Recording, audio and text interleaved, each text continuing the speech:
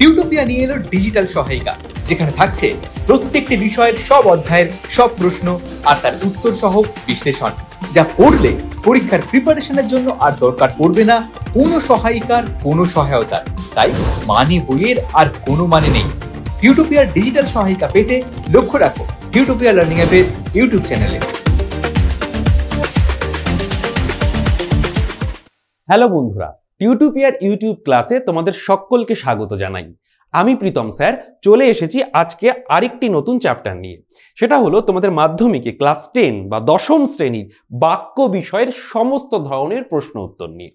এর বাইরে মানে আজকে আমি যা আলোচনা করাবো তার বাইরে কোনো প্রশ্ন তোমাদের মাধ্যমিক পরীক্ষায় আসবে না।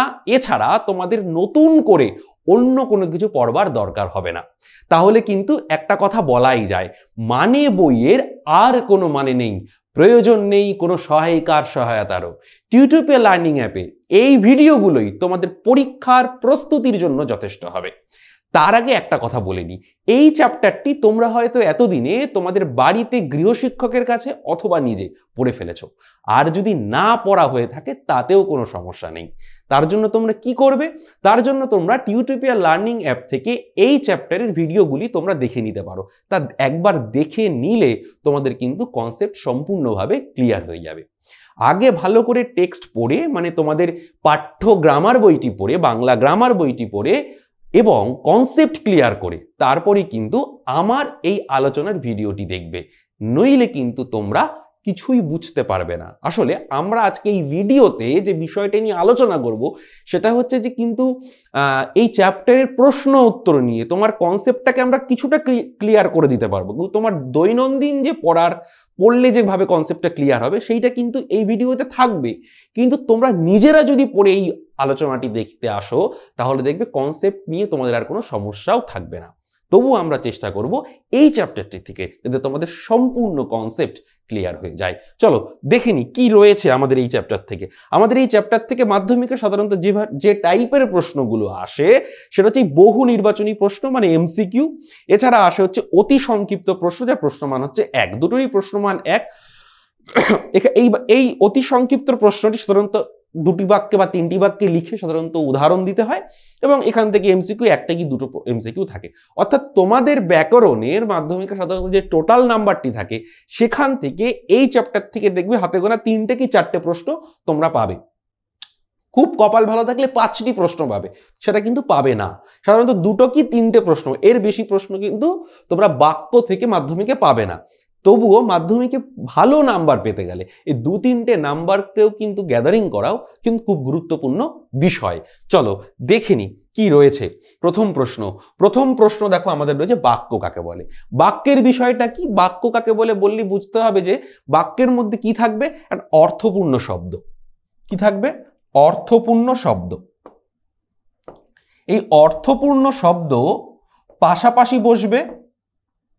এই পাশাপাশি বসে সম্পূর্ণভাবে মনের ভাব প্রকাশ করবে। কি বললাম? সম্পূর্ণভাবে মনের ভাব প্রকাশ করবে। তাহলে কতগুলি অর্থপূর্ণ শব্দ যখন পাশাপাশি বসে যখন সম্পূর্ণভাবে মনের ভাব প্রকাশ করে তখন তাকে বলা হয় বাক্য। যেমন আমি বাড়ি যাই, এটা একটা বাক্য। যদি বলতাম আমি বাড়ি, এটা একটা বাক্য নয়, কারণ এটা সম্পূর্ণভাবে মনের ভাব প্রকাশ করেনি।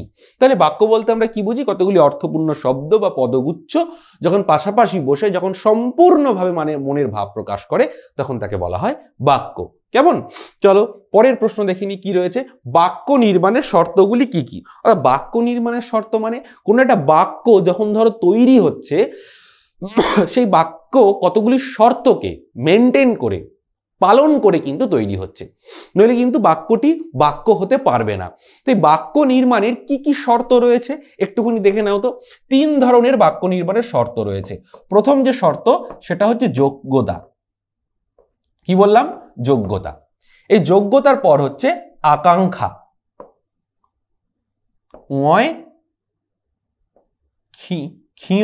আকার, আকাঙ্ক্ষা।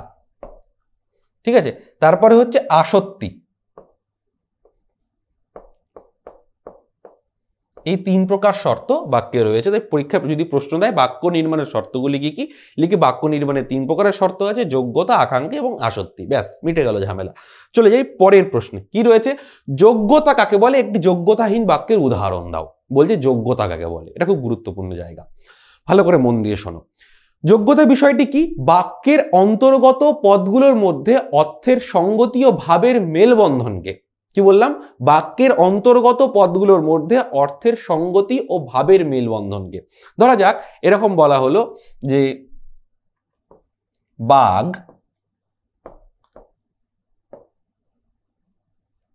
আকাশে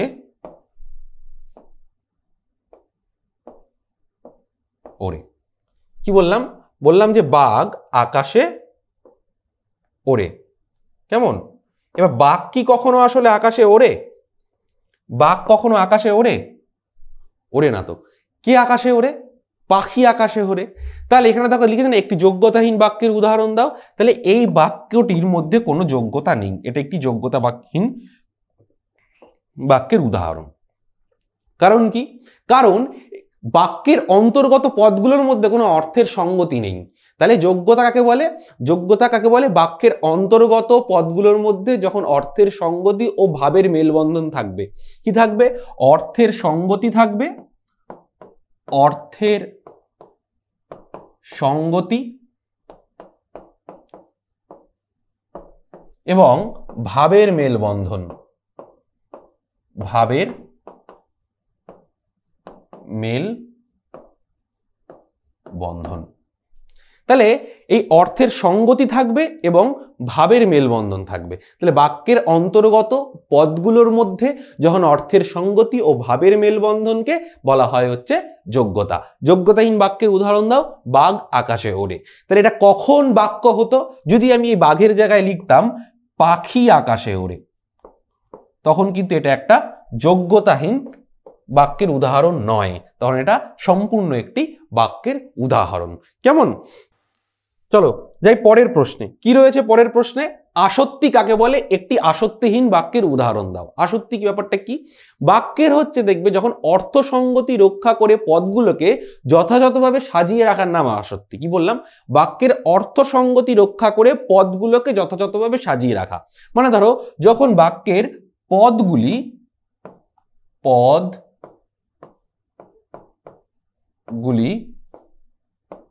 যথাযথ হবে,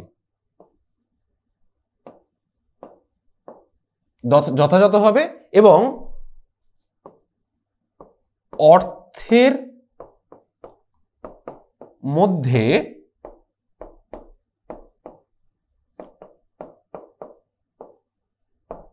সঙ্গতি থাকবে। তাহলে আসক্তি কাকে বলে? বাক্যের পদগুলি যখন যথাযথ হবে, যথাযথ স্থানে বসবে এবং তাদের মধ্যে একটি অর্থের সঙ্গতি থাকবে, সেটা হচ্ছে আসক্তি। যেমন ধরা যাক আমি বললাম বাবা বাজার থেকে ইলিশ এনেছেন। কি বললাম? বাবা বাজার থেকে ইলিশ এনেছেন। তাহলে এটা এই বাক্যের মধ্যে আসক্তি রক্ষিত হয়েছে, আসক্তি রয়েছে, পদগুলো ঠিকঠাক জায়গায় বসে রয়েছে। যদি বলতাম বাবা বাজার ইলিশ থেকে এনেছেন, কি বললাম? বাবা বাজার ইলিশ থেকে এনেছেন। বললাম বাবা বাজার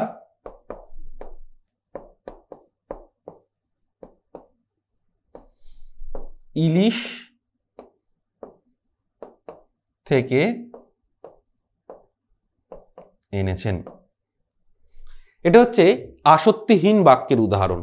উদাহরণটা হতো বাবা বাজার থেকে ইলিশ এনেছেন। তাহলে যদি বলা হয় আসক্তিহীন একটি বাক্যের উদাহরণ দাও, তখন কি হবে? তখন এই উদাহরণটা হবে বাবা বাজার ইলিশ থেকে এনেছেন। এটা একটি আসক্তিহীন বাক্যের উদাহরণ। কেন? কারণ এই বাক্যের মধ্যে পদগুলি ঠিকভাবে কিন্তু সংস্থাপন নেই এবং অর্থের মধ্যে কিন্তু কোনো সঙ্গতি রক্ষিত হয়নি, তাই এটা একটি আসক্তিহীন বাক্য। কেমন? চলো যাই পরের প্রশ্নে। কি রয়েছে? আকাঙ্ক্ষা কাকে বলে? একটি আকাঙ্ক্ষাহীন বাক্যের উদাহরণ দাও। কি বলছে আকাঙ্ক্ষা? এই আকাঙ্ক্ষা বিষয়টি কি? আকাঙ্ক্ষা বিষয়টি হচ্ছে বাক্যের অর্থ পুরোপুরি বোঝার জন্য, কি বললাম, বাক্যের অর্থ পুরোপুরি বোঝার জন্য এক পদ শোনার পর, একটি পদ শোনার পর অন্য পদ শোনার ইচ্ছা বা আগ্রহকে আকাঙ্ক্ষা বলে। একটা পদ বললাম, তারপরে কি করব, অন্য পদ আমাকে শুনতে হবে। তাহলে একটা পদ বলবার পর অন্য পদ শোনবার যে আকাঙ্ক্ষা, যা ইচ্ছা, এটাকে বলা হচ্ছে আকাঙ্ক্ষা। কি রকম, ধরো বললাম আমি অমল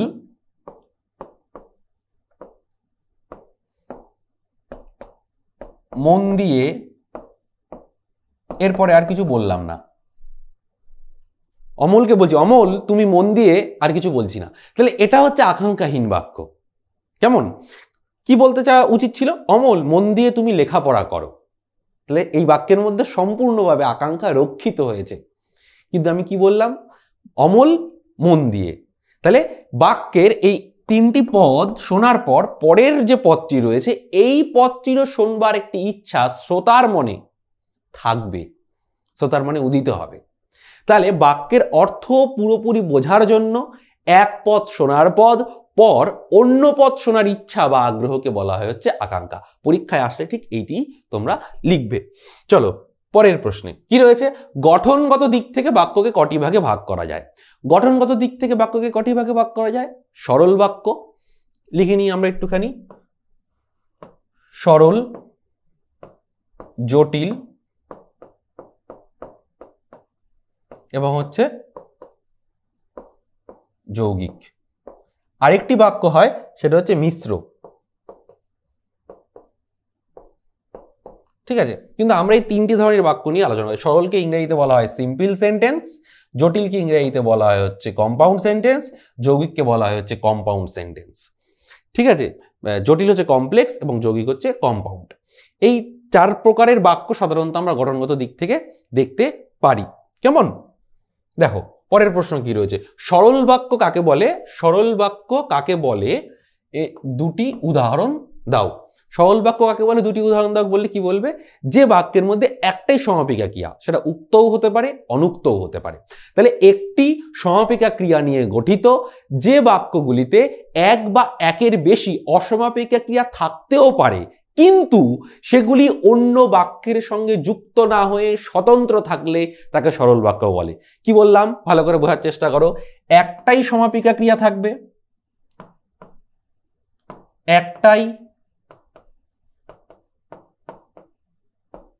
সমাপিকা ক্রিয়া,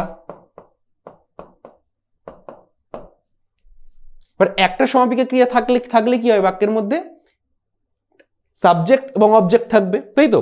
তাহলে একটা সমাপিকা ক্রিয়া উক্ত বা অনুক্ত যাই হতে পারে না কেন, তাহলে একটাই সমাপিকা ক্রিয়া নিয়ে গঠিত যে বাক্যগুলোতে এক বা একের বেশি অসমাপিকা ক্রিয়া থাকতেও পারে, কিন্তু সেই অসমাপিকা ক্রিয়া অন্য বাক্যের সঙ্গে যুক্ত না হয়ে স্বতন্ত্র থাকলে তাকে সরল বাক্য বলা হয়। এই সরল বাক্যে একটি কর্তা এবং একটি মাত্র সমাপিকা ক্রিয়া থাকে। কি বললাম, এই সরল বাক্যে একটাই কর্তা থাকবে, একটাই কর্তা থাকবে। ঠিক আছে, ধরা যাক আমি এরকম বললাম যে সব্যসাচী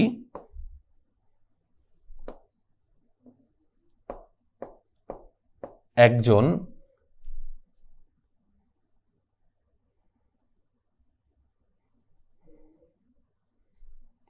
ধরো বললাম সব্যসাচী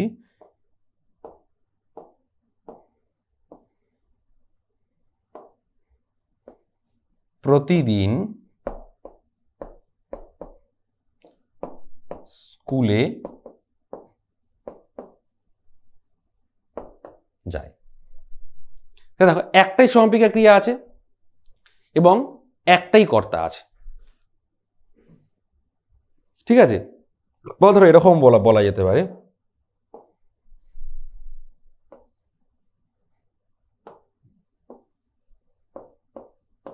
এটা দিলে আরো ভালো হবে, সব্যসাচী প্রতিদিন স্কুলে যাচ্ছে। তাহলে এই বাক্যে একটাই সমাপিকা ক্রিয়া, একটাই কর্তা। এবং আরেকটি কথা জেনে নাও, পরীক্ষায় কিভাবে লিখবে, এইভাবে লিখবে, একটাই সমাপিকা ক্রিয়া নিয়ে গঠিত যে বাক্যগুলোতে এক বা একের বেশি অসমাপিকা ক্রিয়া থাকতেও পারে, নাও থাকতে পারে। যদি থাকে তাহলে সেগুলি বাক্যের সঙ্গে যুক্ত না হয়ে স্বতন্ত্র থাকলে তাকে বলা হয় সরল বাক্য। সরল বাক্যে একটি কর্তা এবং একটি সমাপিকা ক্রিয়া থাকবে। চলো যাই তাহলে পরের প্রশ্নে। কি রয়েছে পরের প্রশ্নে? জটিল বাক্য কাকে বলে? দুটি উদাহরণ দাও। জটিল বাক্য কি? জটিল বাক্যটা ভালো করে একটুখানি বোঝার চেষ্টা করো, কি রকম এই জটিল বাক্যটা। জটিল বাক্য হচ্ছে প্রধান খণ্ডবাক্যের সঙ্গে অপ্রধান খণ্ডবাক্যগুলো যখন পরিপূরক সম্পর্কে এমনভাবে যুক্ত হয় যাতে অপ্রধান খণ্ডবাক্যগুলি প্রধান খণ্ডবাক্যটির আশ্রিত মনে হয়। এই প্রধান খণ্ডবাক্য, অপ্রধান খণ্ডবাক্য, এগুলো কি, এইগুলো নিয়ে আমরা পরে আলোচনা করব, ঠিক আছে?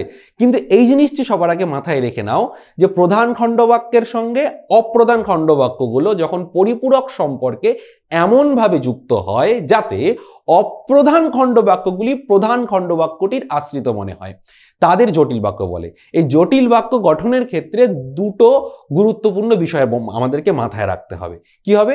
একটি হচ্ছে সাপেক্ষ সর্বনাম এবং অপরটি হচ্ছে নিত্য সম্বন্ধীয় সর্বনাম। কি বললাম? সাপেক্ষ সর্বনাম, সাপেক্ষ সর্বনাম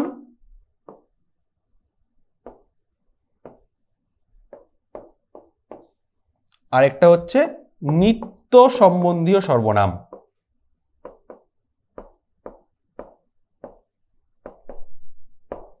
নিত্য সম্বন্ধীয় সর্বনাম দুটো জিনিস কিন্তু আমাদের, নিত্য সম্বন্ধীয় অব্যয়। কেমন? নিত্য সম্বন্ধীয় অব্যয়, ঠিক আছে? দেখো, একটা হচ্ছে সাপেক্ষ সর্বনাম থাকবে, আর একটা হচ্ছে নিত্য সম্বন্ধীয় অব্যয় থাকবে। এবার কোনগুলো এগুলো নিত্য সম্বন্ধীয় অব্যয় এবং কোনগুলো সাপেক্ষ সর্বনাম?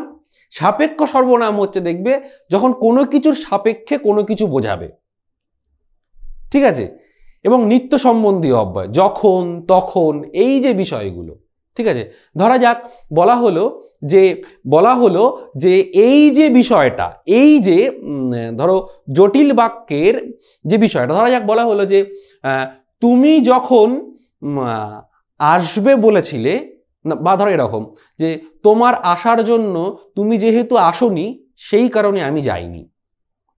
তাহলে যেহেতু, সেহেতু, যখন, তখন, এই জায়গাগুলো কিন্তু এই বাক্যের ক্ষেত্রে কিন্তু ভীষণ ইম্পর্টেন্ট। এই বাক্যে কি থাকতে পারে? এই বাক্যে সাধারণত দুটো সমাপিকা ক্রিয়া থাকতে পারে এবং দুটো সাবজেক্ট থাকতে পারে, দুটো কর্তা থাকতে পারে। তাহলে প্রধান খণ্ডবাক্যের সঙ্গে অপ্রধান, তুমি আসলে আমি যাব, তুমি আসলে আমি যাব।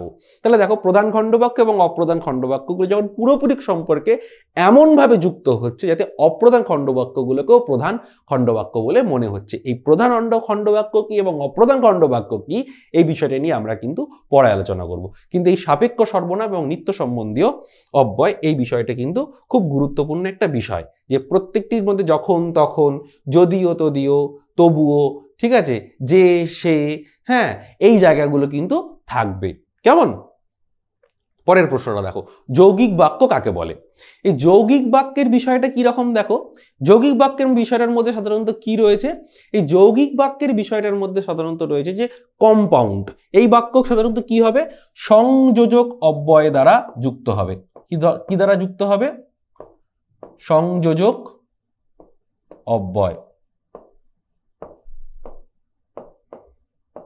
অব্যয় দ্বারা যুক্ত হবে, ঠিক আছে? সংযোজক অব্যয় দ্বারা যুক্ত হবে এই তোমার যৌগিক বাক্য। এই যৌগিক বাক্যের সংযোজক অব্যয়টি একে ইংরেজিতে বলা হচ্ছে কম্পাউন্ড সেন্টেন্স। ধরা যাক যে ধরা একটা বাক্য বললাম, বাড়ি আসলাম,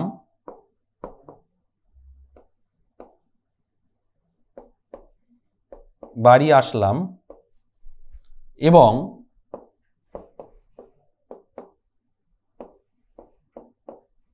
খেতে বসলাম। কি লিখলাম? লিখলাম বাড়ি আসলাম বা খেতে বসলাম। এই জায়গাটা ভালো করে লক্ষ্য করো, লক্ষ্যটা করো যে দুই বা তার বেশি সরল বাক্যের গঠন বা অর্থ খুব একটা না বদলে যদি যোজক পদের সাহায্য জুড়ে একটি নতুন বাক্য তৈরি হয়। কি বললাম? যোজক পদের সাহায্যে, যোজকটা হচ্ছে যে সংযোগ। কোনটা যোজক পদ? এই যে যোজক পদ এবং সংযোজক অব্যয়। এই যোজক পদের সাহায্যে জুড়ে একটি নতুন বাক্য তৈরি হয়। খেতে বসলাম, কে খেতে বসলো? আমিই খেতে বসলাম। তাহলে দুই বা তার বেশি সরল বাক্যের গঠন বা অর্থ খুব একটা না বদলে যদি যোজক পদের সাহায্যে জুড়ে, যোজক পদের সাহায্যের দ্বারা যদি এই নতুন বাক্য তৈরি হয় তখন তাকে যৌগিক বাক্য বলা হয়। তো দুটি সরল বাক্য থাকবে এবং একটি অব্যয় দ্বারা যুক্ত হয়। অব্যয়গুলি হলো এবং, কিন্তু, সুতরাং, তাহলে, অথবা, নইলে, বরং, তাই ইত্যাদি। এই ধরনের অব্যয়গুলো কিন্তু সাধারণত যৌগিক বাক্যে থাকে। ঠিক আছে, এই জায়গাটা কিন্তু একটুখানি মাথায় রাখবে। এবং দেখে নাও যৌগিক বাক্যের কিছু উদাহরণ, যৌগিক বাক্যের কিছু উদাহরণ, বিষয়টা একটুখানি দেখো কিরকম। দেখো, ধরা যাক বললাম এই বাড়ি আসলাম এবং খেতে বসলাম। তারপরে ধরো স্কুলের ছুটি হলো, স্কুল ছুটি হওয়া সত্ত্বেও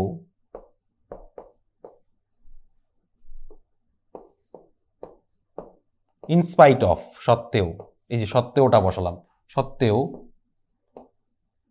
আমি বাড়ি আসিনি। ঠিক আছে, ঠিক আছে, এই যে ব্যাপারটা, তাহলে দেখো স্কুল ছুটি হওয়া সত্ত্বেও আমি বাড়ি আসিনি। তাহলে দেখো স্কুল মানে ছুটি হয়েছে, তবুও আমি বাড়িতে আসিনি, ব্যাপারটা তাই। না দেখো স্কুল ছুটি হয়েছে কিন্তু আমি বাড়িতে আসিনি, ব্যাপারটা যদি এরকম করে ধরো, যদি বলি স্কুল,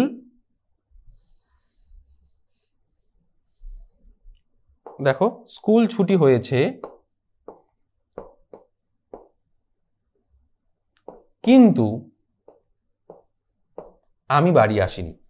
দেখো স্কুল ছুটি হয়েছে এটা একটা বাক্য এবং আমি বাড়ি আসিনি এটা একটা বাক্য।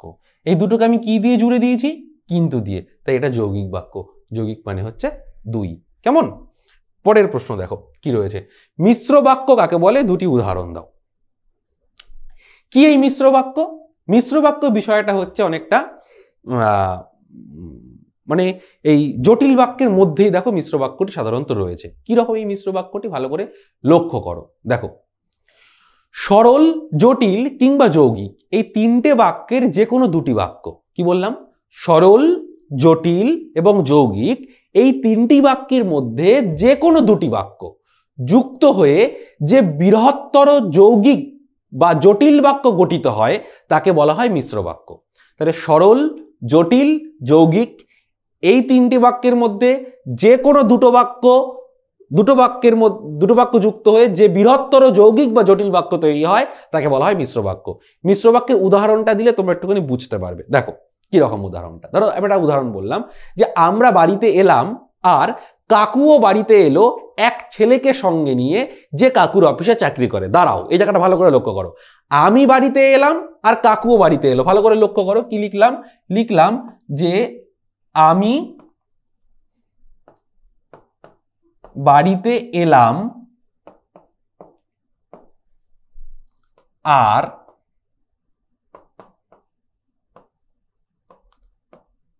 কাকুও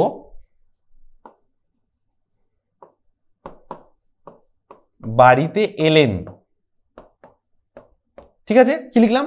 আমি বাড়িতে এলাম, কাকুও বাড়িতে এলেন আর কাকুও বাড়িতে এলেন। ঠিক আছে, কিভাবে এলেন?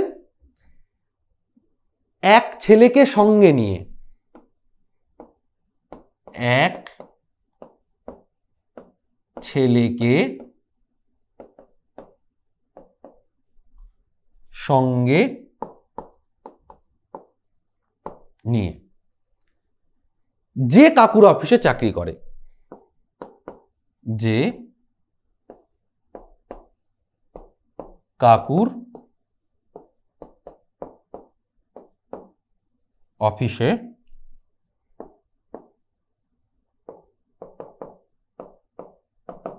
চাকরি করে, যে কাকুর অফিসে চাকরি করে। এর বাক্যটির মধ্যে ভালো করে দেখো, আমরা বাড়িতে এলাম ভালো করে দেখো,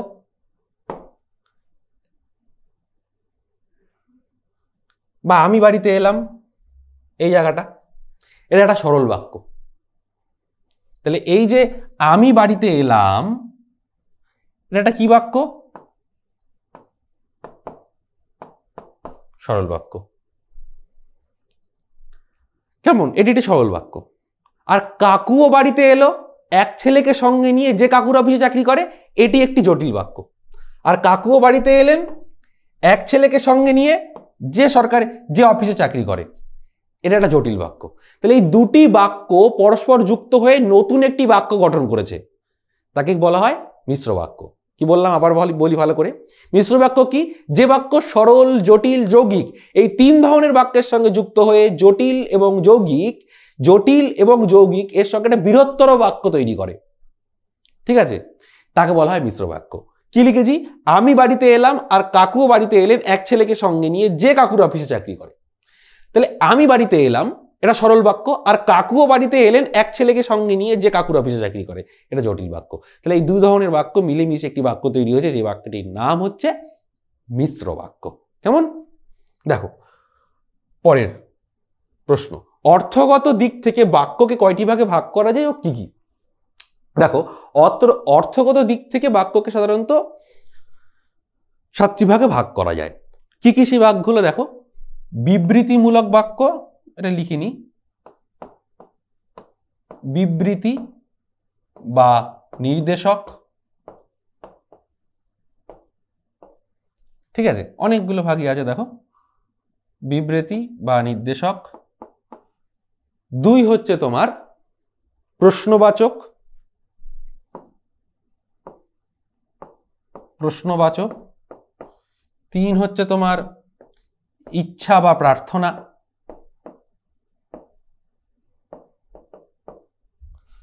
4 হচ্ছে তোমার অনুজ্ঞা।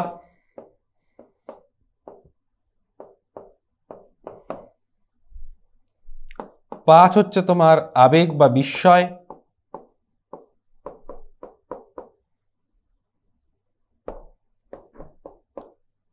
6 হচ্ছে তোমার কার্যকারণাত্মক বাক্য বা সন্দেহক বাচ্য, ঠিক আছে, সন্দেহবাচক। এছাড়া আরো কিছুগুলো রয়েছে, ইচ্ছাসূচক, অপটেটিভ, আবেগসূচক, বিবৃতি, প্রশ্ন, ইচ্ছা, প্রার্থনা। এছাড়া আরো একটা ভাগ আছে, সেটা হচ্ছে তোমার কার্যকারণাত্মক বাক্য, ঠিক আছে। এই বাক্যটা খুব গুরুত্বপূর্ণ একটা বাক্য, সেটা হচ্ছে কার্যকারণাত্মক, কার্য এবং কারণ, এই জায়গাটা সাধারণত এখানে বোঝায়। এই 6 থেকে 7টি ভাগে সাধারণত এই অর্থগত দিক থেকে বাক্যকে কিন্তু ভাগ করা যায়। বিবৃতি, প্রশ্ন, অনুজ্ঞা, ইচ্ছা, কার্যকারণাত্মক, সন্দেহ এবং আবেগ, এই 7 প্রকার সাধারণত অর্থের দিক থেকে এই বাক্যকে ভাগ করা যায়।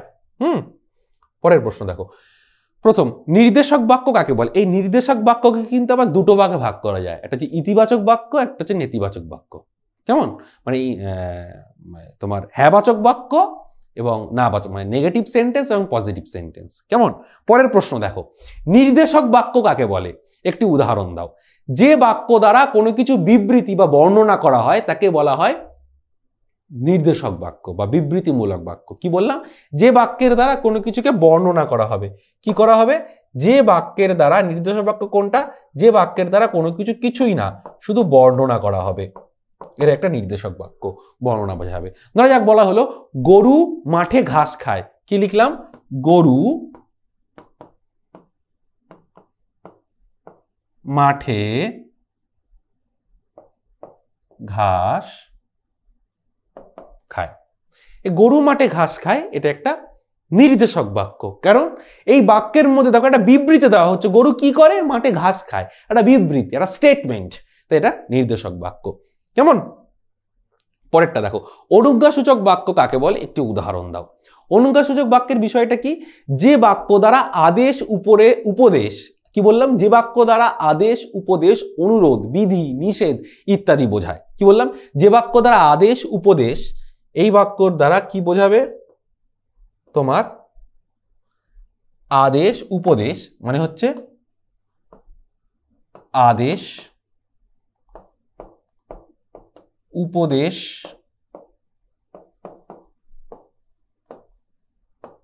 অনুরোধ, বিধি, নিষেধ ইত্যাদি বোঝায়, তাকে বলা হয় হচ্ছে অনুজ্ঞাসূচক বাক্য। যেমন ধরা যাক আমি বললাম দয়া করে এখানে আসুন, বইটি টেবিলে রাখো। কি বললাম? বললাম দয়া করে এখানে আসুন।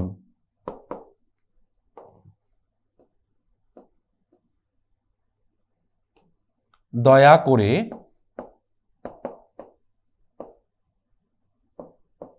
এখানে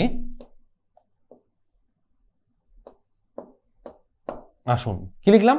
দয়া করে এখানে আসুন, বইটি টেবিলে রাখো। এগুলো হচ্ছে একটা অনুজ্ঞাসূচক বাক্য। কারণ কি বোঝাচ্ছে? আদেশ, উপদেশ বা অনুরোধ। দয়া করে এখানে আসুন, অনুরোধ করছে। বইটি টেবিলে রাখো, বললাম বইটি কোথায় রাখো? টেবিলে। বইটি টেবিলে রাখো।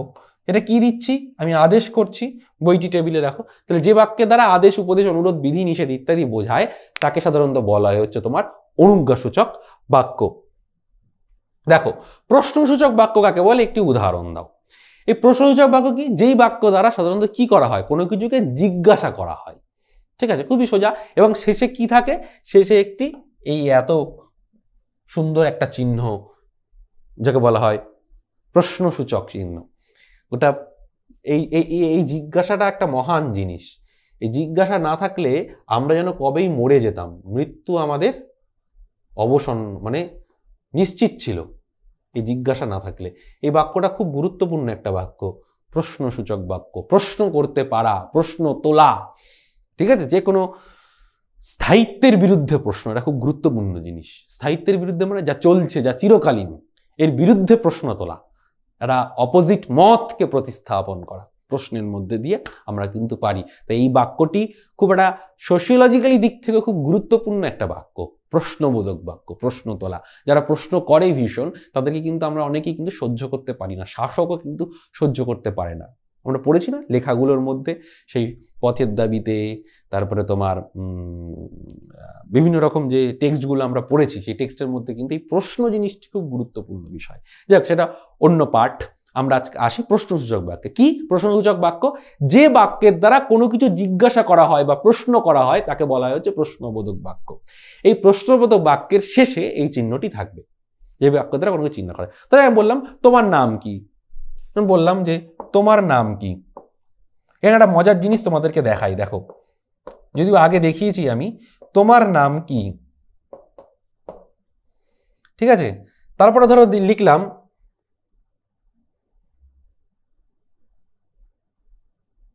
তুমি ভাত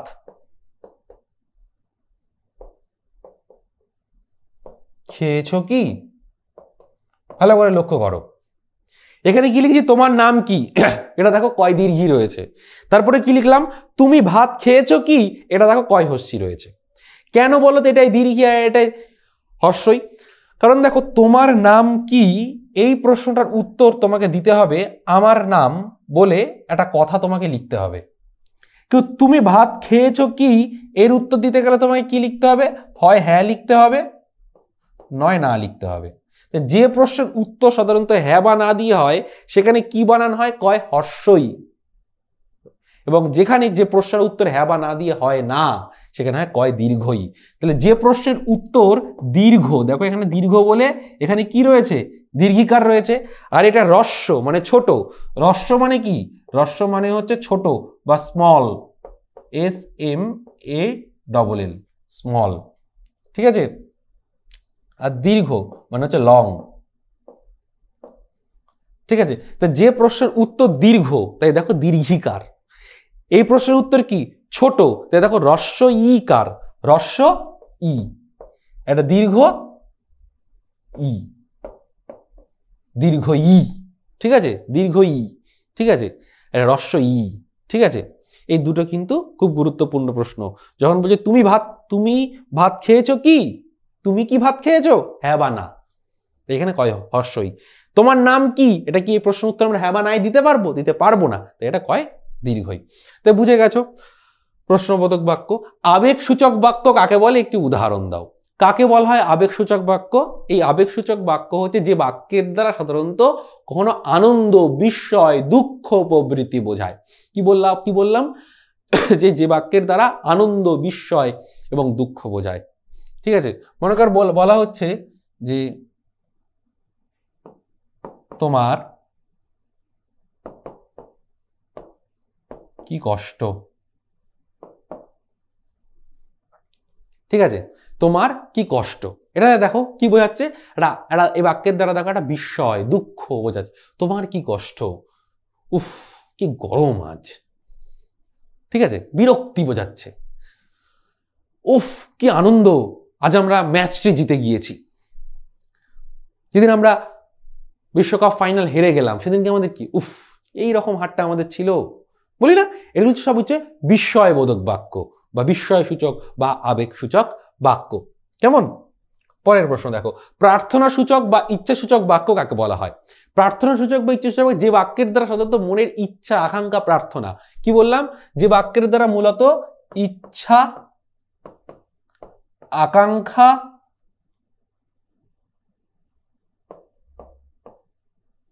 এবং প্রার্থনা, ঠিক আছে, যে বাক্যের দ্বারা ইচ্ছা আকাঙ্ক্ষা প্রকাশ পায়। ঠিক আছে, আকাঙ্ক্ষা প্রকাশ পায়। কিরকম ব্যাপারটা দেখো, বলা হলো যে ঈশ্বর তোমার মঙ্গল করুন। কি বললাম? ঈশ্বর তোমার মঙ্গল করুন, তুমি জীবনে সুখী হও।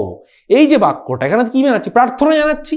তুমি জীবনে সুখী হও, এটা আমার ইচ্ছা যে তুমি জীবনে সুখী হও। ঈশ্বর তোমার মঙ্গল করুন, আমি প্রার্থনা করছি ঈশ্বরের কাছে। তাহলে এই বাক্যের মধ্যে কি হচ্ছে? মনের ইচ্ছা, আকাঙ্ক্ষা, প্রার্থনা প্রকাশ পাচ্ছে। তো এটা একটা প্রার্থনা সূচক বাক্য বা ইচ্ছা সূচক বাক্য। কেমন? দেখো, সন্দেহ সূচক বাক্য কাকে বলে একটি উদাহরণ দাও। কি এই সন্দেহ সূচক বাক্য? যে বাক্যের দ্বারা বক্তার মনে কোনো সন্দেহ, সংশয় বা অনুমান, কি বললাম, সন্দেহ,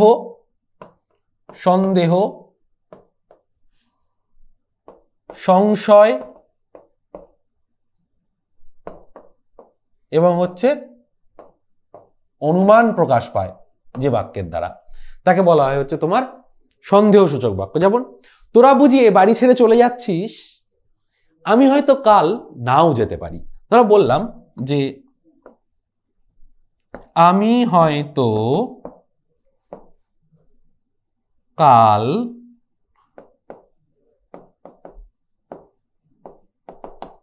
নাও যেতে পারি।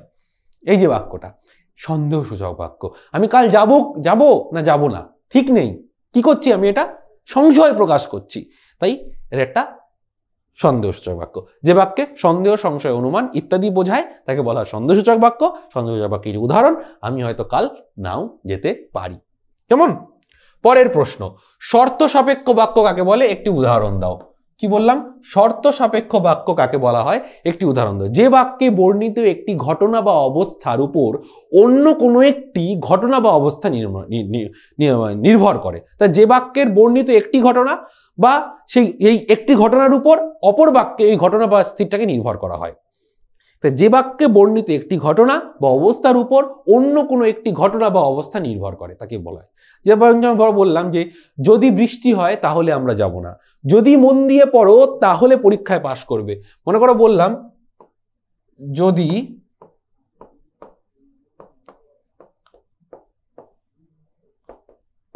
মন দিয়ে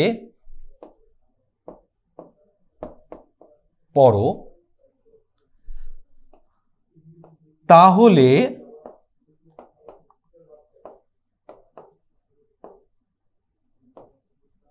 পরীক্ষায়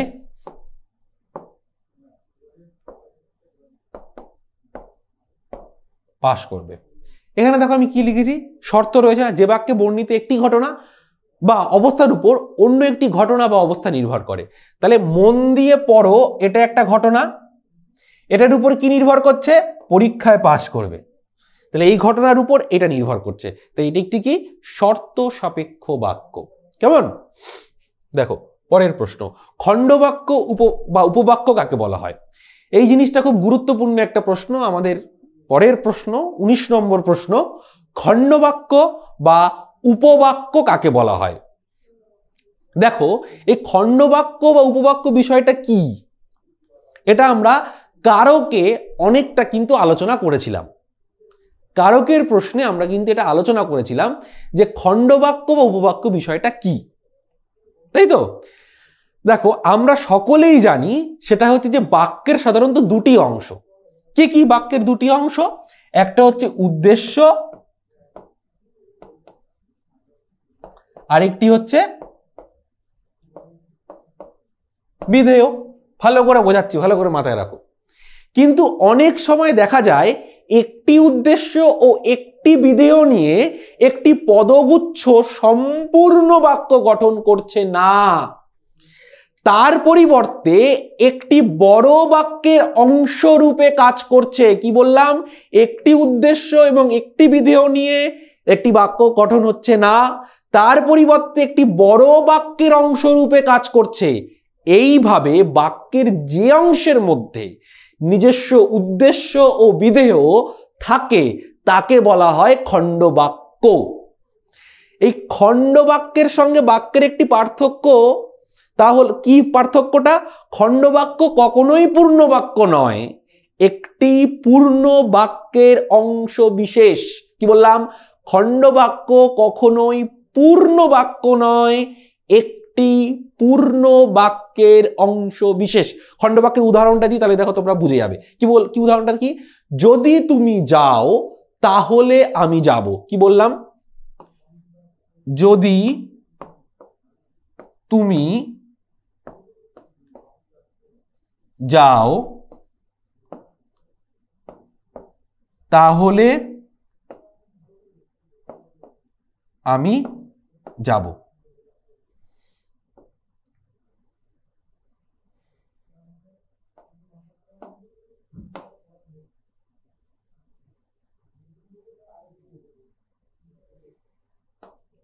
তাহলে আমি যাব।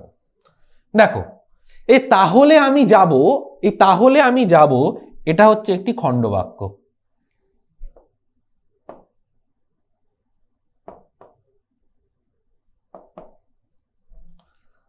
কেন?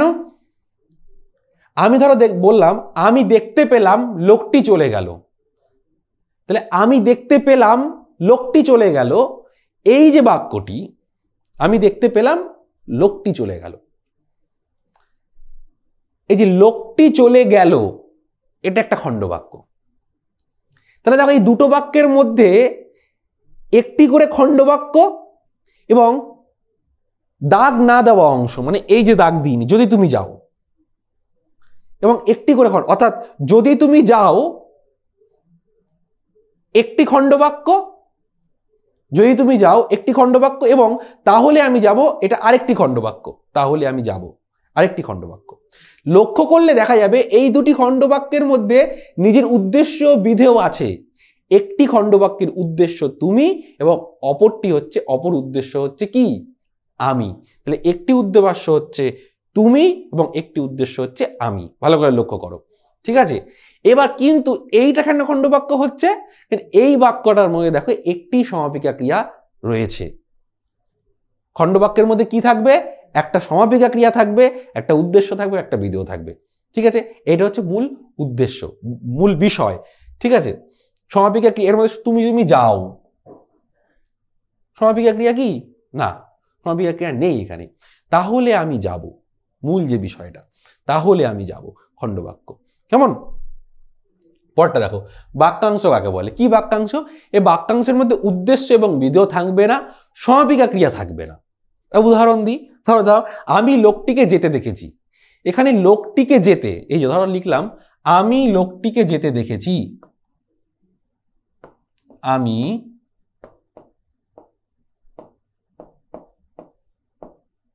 লোকটিকে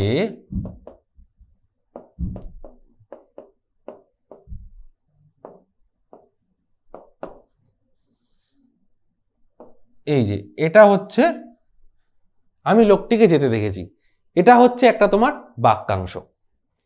কেন এটা একটা বাক্যাংশ? ভালো করে লক্ষ্য করো, এই বাক্যটির মধ্যে উদ্দেশ্যবি দেওয়া আছে? নেই।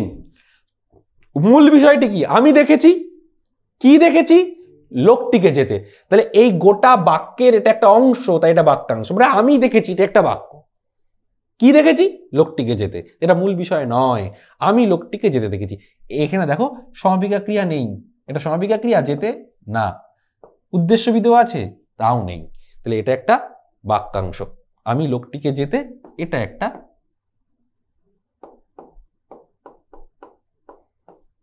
বাক্যাংশ। ঠিক আছে, পরের প্রশ্নটা দেখো। খণ্ডবাক্য বা উপবাক্য এবং বাক্যাংশের মধ্যে পার্থক্য। খুবই সোজা। খণ্ডবাক্য বা উপবাক্য, তো খণ্ডবাক্যের মধ্যে কি থাকবে? উদ্দেশ্য বিধেয় থাকবে। বাক্যাংশের মধ্যে উদ্দেশ্য বিধেয় থাকবে না। খণ্ডবাক্যের মধ্যে সমাপিকা ক্রিয়া থাকবে, বাক্যাংশের মধ্যে সমাপিকা ক্রিয়া থাকবে না। এটাই মূল ব্যাপার। কেমন? এবার দেখো কি রয়েছে পরের প্রশ্ন। দেখো, প্রধান খণ্ডবাক্য কাকে বলে? এই প্রধান খণ্ডবাক্য, এর আগে দেখো আমরা কি দেখলাম? আমরা দেখলাম হচ্ছে খণ্ডবাক্য, বাক্যাংশ। এরপরে আমরা দেখবো হচ্ছে এরই মধ্যে একটা বিষয়, সেটা হচ্ছে প্রধান খণ্ডবাক্য। কি এই প্রধান খণ্ডবাক্য বিষয়টি ভালো করে লক্ষ্য করো। সেটা হচ্ছে যে জটিল বা মিশ্র বাক্যের যে খণ্ডবাক্যটি, কি বললাম? জটিল বা মিশ্র বাক্য। দুটো বাক্যের নাম লিখি আমি এখানে। একটা লিখলাম জটিল, আরেকটা লিখলাম হচ্ছে মিশ্র। ঠিক আছে, তাহলে জটিল বা মিশ্র বাক্যের যে খণ্ডবাক্যটি স্বাধীনভাবে অর্থ প্রকাশ করে, কি বললাম?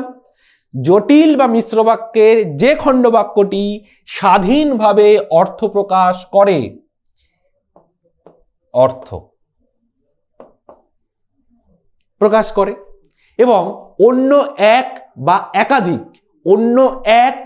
একাধিক খণ্ডবাক্যকে নিজের অঙ্গরূপে আশ্রয় দান করে, তাকে প্রধান খণ্ডবাক্য বলে। কি বললাম? জটিল বা মিশ্র বাক্যের যে খণ্ডবাক্যটি স্বাধীনভাবে অর্থ প্রকাশ করে, নাম্বার 1, এবং অন্য এক বা একাধিক খণ্ডবাক্যকে নিজের অঙ্গরূপে আশ্রয় দান করে। যেমন ধরো বললাম, আমি জানতাম তুমি আসবে। এই বাক্যে আমি জানতাম কিন্তু প্রধান খণ্ডবাক্য। কি বললাম? ধরো বললাম যে আমি জানতাম যে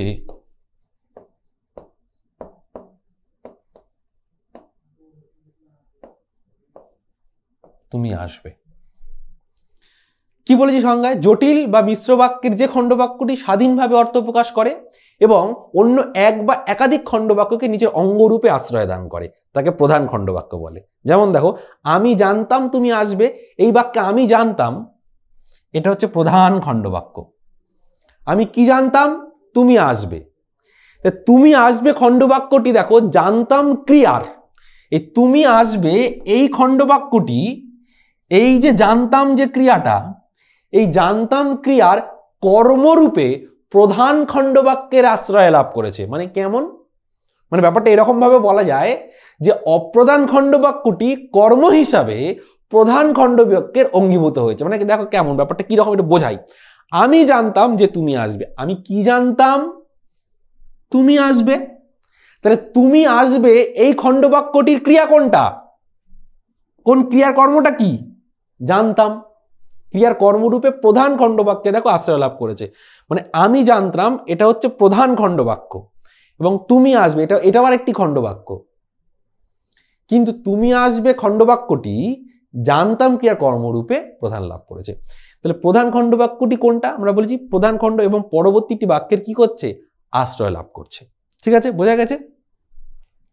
মানে এই দুটি বাক্যের মধ্যে যে একটি বাক্য দেখো রয়েছে, এই যে সম্পূর্ণ মানে জটিল ও মিশ্র বাক্যের অন্তর্গত, সে কি করবে? অর্থ প্রকাশ করবে, মেন অর্থ প্রকাশ করবে। তা তুমি আসবে, এটা কি আসবে? এটা কে জানতো? আমি জানতাম। বুঝতে পেরেছো? পরেরটা দেখো, অপ্রধান খণ্ডবাক্য কাকে বলা হয়?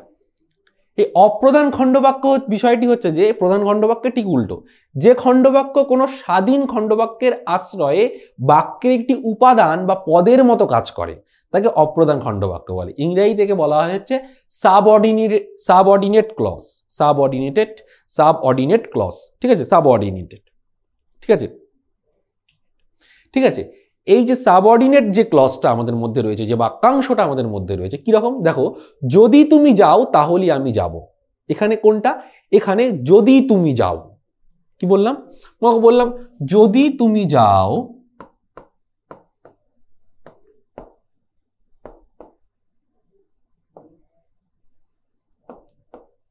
তাহলে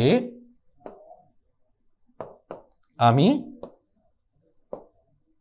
যাব। ঠিক আছে, যদি তুমি যাও তাহলে আমি যাব। এখানে যদি তুমি যাও,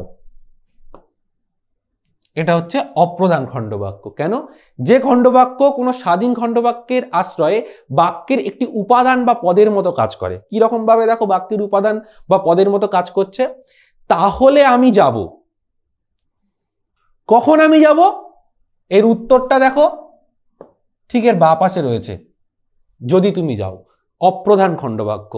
কারণ কেন এটা অপ্রধান খণ্ডবাক্য? মূল কাজটা কি বাক্যের? আমি যাব। যে খণ্ডবাক্য কোনো স্বাধীন খণ্ডবাক্যের আশ্রয়ে বাক্যের একটি উপাদান বা পদের কাজ করে, তাহলে স্বাধীন খণ্ডবাক্য তাহলে আমি যাব, আমি যাব। এর সঙ্গে এবার কি করছে? এর আশ্রয়, যদি তুমি যাও তাহলে আমি যাব। এখানে যদি তুমি যাও হচ্ছে অপ্রধান খণ্ডবাক্য। মানে যে খণ্ডবাক্য কোনো স্বাধীন খণ্ডবাক্যের, যে খণ্ডবাক্য, এটা একটা খণ্ডবাক্য, যে খণ্ডবাক্য কোনো একটা স্বাধীন খণ্ডবাক্যের, কোনো একটা স্বাধীন খণ্ডবাক্যের একটি উপাদান বা একটি পদের মতো কাজ করে, তাকে অপ্রধান খণ্ডবাক্য বলা হয়। ইংরেজিতে একে বলা হয় সাবঅর্ডিনেট ক্লজ। কেমন? পরেরটা দেখো, গর্ভবাক্য কাকে বলা হয়? ঠিক আছে, এই গর্ভবাক্যকে ইংরেজিতে বলা হয় এমবেডেড সেন্টেন্স। কি বললাম? Embedded sentence. ঠিক আছে, এই এমবেডেড সেন্টেন্স বিষয়টা কিরকম দেখো। গর্ভবাক্য খণ্ডবাক্যের আলোচনায় আমরা কি দেখেছি? প্রাসঙ্গিক খণ্ডবাক্যের আলোচনায় আমরা কি দেখেছি? অপ্রধান খণ্ডবাক্য, প্রধান খণ্ডবাক্য, এগুলো আমরা দেখেছি, তাই তো? তাই গর্ভবাক্য বিষয়টা কি? গর্ভবাক্য ঠিক খণ্ডবাক্য নয়। প্রথমত হচ্ছে মাথায় রাখতে হবে, এই গর্ভবাক্য প্রধানত কিন্তু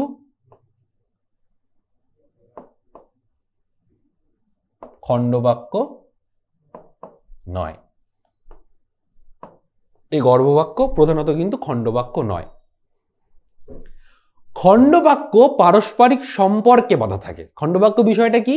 পারস্পরিক সম্পর্ক দেবে, এইটা হলে এটা, এটা হলে এটা। অপরদিকে গর্ভবাক্য হলো একটি বাক্যের মধ্যে স্থাপিত, কি বললাম?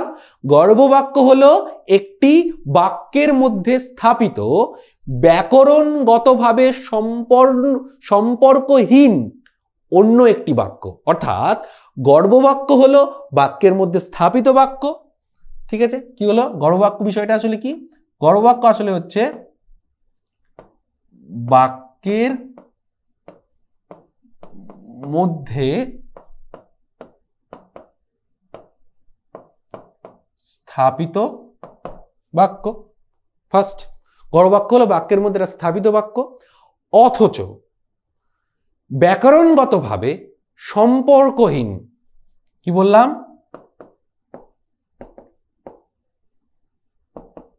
ব্যাকরণগত ভাবে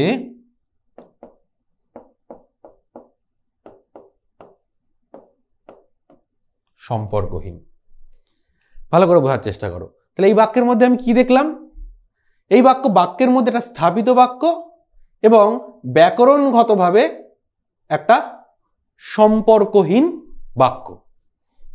ঠিক আছে, তাহলে দেখো এই যে বিষয়টা, সেটা হচ্ছে যে এই বাক্যের মধ্যে স্থাপিত বাক্য হতে হবে এবং বাক্যের ব্যাকরণগতভাবে সম্পর্কহীন হতে হবে।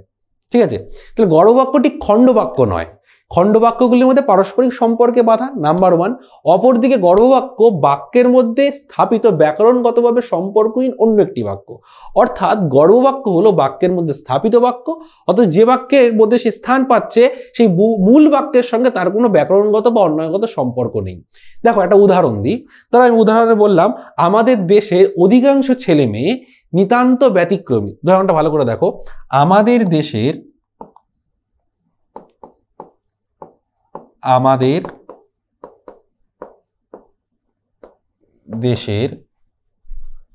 অধিকাংশ ছেলে মেয়ে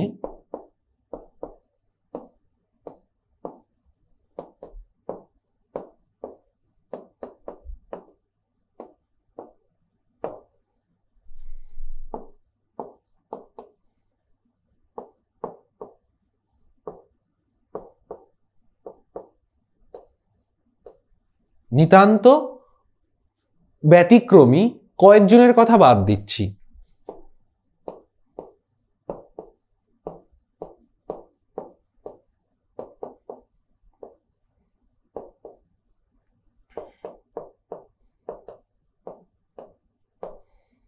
কয়েকজনের কথা বাদ দিচ্ছি। কেরিয়ার তৈরি করার ব্যাপারে সচেতন নয়।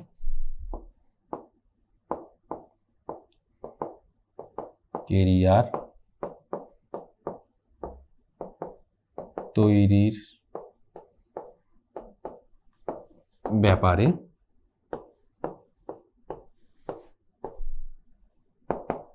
সচেতন নয়। ভালো করে লক্ষ্য করো, কি বলেছিলাম? বাক্যের মধ্যে স্থাপিত বাক্য এবং ব্যাকরণগতভাবে সম্পর্কহীন বাক্য। এবার এখানে একটা জিনিস দেখো, আমাদের দেশের অধিকাংশ ছেলে মেয়ে, নাম্বার 1, নিতান্ত ব্যতিক্রমী কয়েকজনের কথা বাদ দিচ্ছি, কেরিয়ার তৈরির ব্যাপারে সচেতন নয়। তাহলে এখানে দেখো, এই নিতান্ত ব্যতিক্রমী, এটা হচ্ছে একটা গর্ববাক্যের উদাহরণ। এই নিতান্ত ব্যতিক্রমী কয়েকজনের কথা বাদ দিচ্ছি।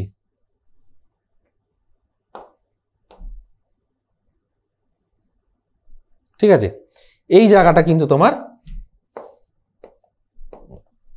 মানে আমাদের দেশের অধিকাংশ ছেলে মেয়ে কেরিয়ার তৈরির ব্যাপারে সচেতন নয়, এটা হচ্ছে মূল বিষয়। কিন্তু এখানে আমরা কি জিনিস পেয়েছি? বাক্যের মধ্যে স্থাপিত বাক্য, তাহলে মিলছে, এটা বাক্যের মধ্যে একটা স্থাপিত বাক্য, ব্যাকরণগতভাবে সম্পর্কহীন। এই বাক্যটা যদি এখানে নাও লিখতাম, আমার বাক্যটা কিন্তু কোনো সমস্যাই হতো না। ধরো এইটা বাদ দিয়ে আমি ধরো এটা বললাম, আমাদের দেশের অধিকাংশ ছেলে মেয়ে কেরিয়ার তৈরির ব্যাপারে সচেতন নয়। ঠিক আছে, আমাদের দেশে অধিকাংশ ছেলে মেয়ে কেরিয়ার তৈরির ব্যাপারে সচেতন নয়। যদি আমি ধরো শুধু এইটাই বলতাম, তাহলে বাক্যটার মধ্যে কোনো সমস্যা হতো, তৈরি হতো না। কিন্তু মাঝখানে কি লিখেছে? নিতান্ত ব্যতিক্রমী কয়েকজনের কথা বাদ দিচ্ছি। এটা কিন্তু বাক্যের মধ্যে স্থাপিত বাক্য, কিন্তু বাক্যের গত ব্যাকরণগতভাবে এটা একটা সম্পর্ক। সাধারণত এই যে উদাহরণগুলো আমি সাধারণত দিলাম, দুটি মানে কৃতজ্ঞতা শিক্ষার হিসেবে আমি বামনদেব চক্রবর্তীর উচ্চতর বাংলা ব্যাকরণ এবং অনন্য পাঠক বলে একজন শিক্ষকের মানে আমি নাম এখানে নিচ্ছি, কারণ এই দুজনের কাছে আমি কৃতজ্ঞ এই ব্যাকরণের প্রশ্ন উত্তর তৈরি করতে, আলোচনা করতে। যাই হোক, এবং এখানে একটা বিষয়, সেটা হচ্ছে যে এই যে বাক্যগুলো যা তোমাদেরকে আলোচনা করলাম, মাধ্যমিকের পরীক্ষার প্রস্তুতির জন্য সাধারণত এই প্রশ্নগুলোই দেখবে অতি সংক্ষিপ্তভাবে তোমাদের পরীক্ষায় আসবে। এর বাইরে সাধারণত কোনো প্রশ্ন আসবে না, মানে অতি সংক্ষিপ্তের ক্ষেত্রে। এইগুলোর নিয়ে যদি কনসেপ্ট তোমাদের সাধারণভাবে যদি ক্লিয়ার থাকে, তাহলে কিন্তু আর কোনো সমস্যায় তোমাদেরকে পড়তে হবে না। ঠিক আছে, এবার তোমরা মাধ্যমিকের প্রস্তুতিকে খুব জোরদার এবং মজবুত করবার জন্য আমাদের কিন্তু একটা কতগুলো জিনিস নিয়মিতভাবে অভ্যাস করতে হবে। সেই বিষয়টা কি? সেটা হচ্ছে নিয়মিতভাবে পড়া। ব্যাকরণগুলো পড়বে, টেক্সট পড়বে। এই নিয়মিত পড়া যে বিষয়টা, এটা তুমি তখনই পারবে যখন তোমার মনোযোগটা সর্বোচ্চ হবে। আর যদি মনোযোগ সর্বোচ্চ তোমার থাকে, তাহলে এই যে প্রশ্নগুলো নিয়ে আমি আলোচনা করলাম, এখানে অনেকেই কিন্তু আমার প্রশ্নের উত্তর দেওয়ার আগে তোমরা নিজেরাই কিন্তু উত্তর দিয়ে ফেলবে। আর সেখানে সেই উত্তর দিতে গিয়ে বা নিজে থেকে উত্তর তৈরি করতে গিয়ে যদি দেখো তোমাদের মধ্যে কোনো খামতি রয়েছে, কোনো ল্যাক রয়েছে, তাহলে বুঝতে হবে কিন্তু তোমাদের পড়াশোনাটার মধ্যেও কিন্তু কোনো খামতি রয়ে গেছে। তাই সেই পড়াশোনাকে আরো বেশি করে মজবুত, আরো বেশি করে জোরদার করার জন্য তোমাদের প্রয়োজন একটা নিয়মিত পাঠ্যাভ্যাস, যাকে আমরা বলি স্টাডি ফ্লো। কি এই স্টাডি ফ্লো? দেখে নাও তো স্টাডি ফ্লো বিষয়টি আসলে ঠিক কি। স্টাডি ফ্লো ক্লাস 10 এর স্টুডেন্টসদের জন্য টিউটোপিয়া নিয়ে এলো মেগা স্টাডি প্যাক। পরীক্ষায় দুর্দান্ত রেজাল্ট করতে গেলে যা হতে পারে তোমার নিশ্চিত সাফল্যের সহায়ক। পরীক্ষায় ভালো রেজাল্ট করতে গেলে প্রিপারেশন হতে হবে একেবারে সলিড, আর তার জন্য অনুসরণ করতে হবে যথাযথ স্টাডি ফ্লো। চলো এক ঝলকে দেখে নেওয়া যাক কি হওয়া উচিত তোমার স্টাডি ফ্লো, অর্থাৎ তুমি কিভাবে পড়লে সেই পড়াটা আর কখনো ভুলবে না, আর পরীক্ষায় ভালো নম্বরও পাবে। পড়ার ক্ষেত্রে প্রথমে দরকার কনসেপ্ট, অর্থাৎ বিষয় সম্পর্কে স্বচ্ছ ধারণা।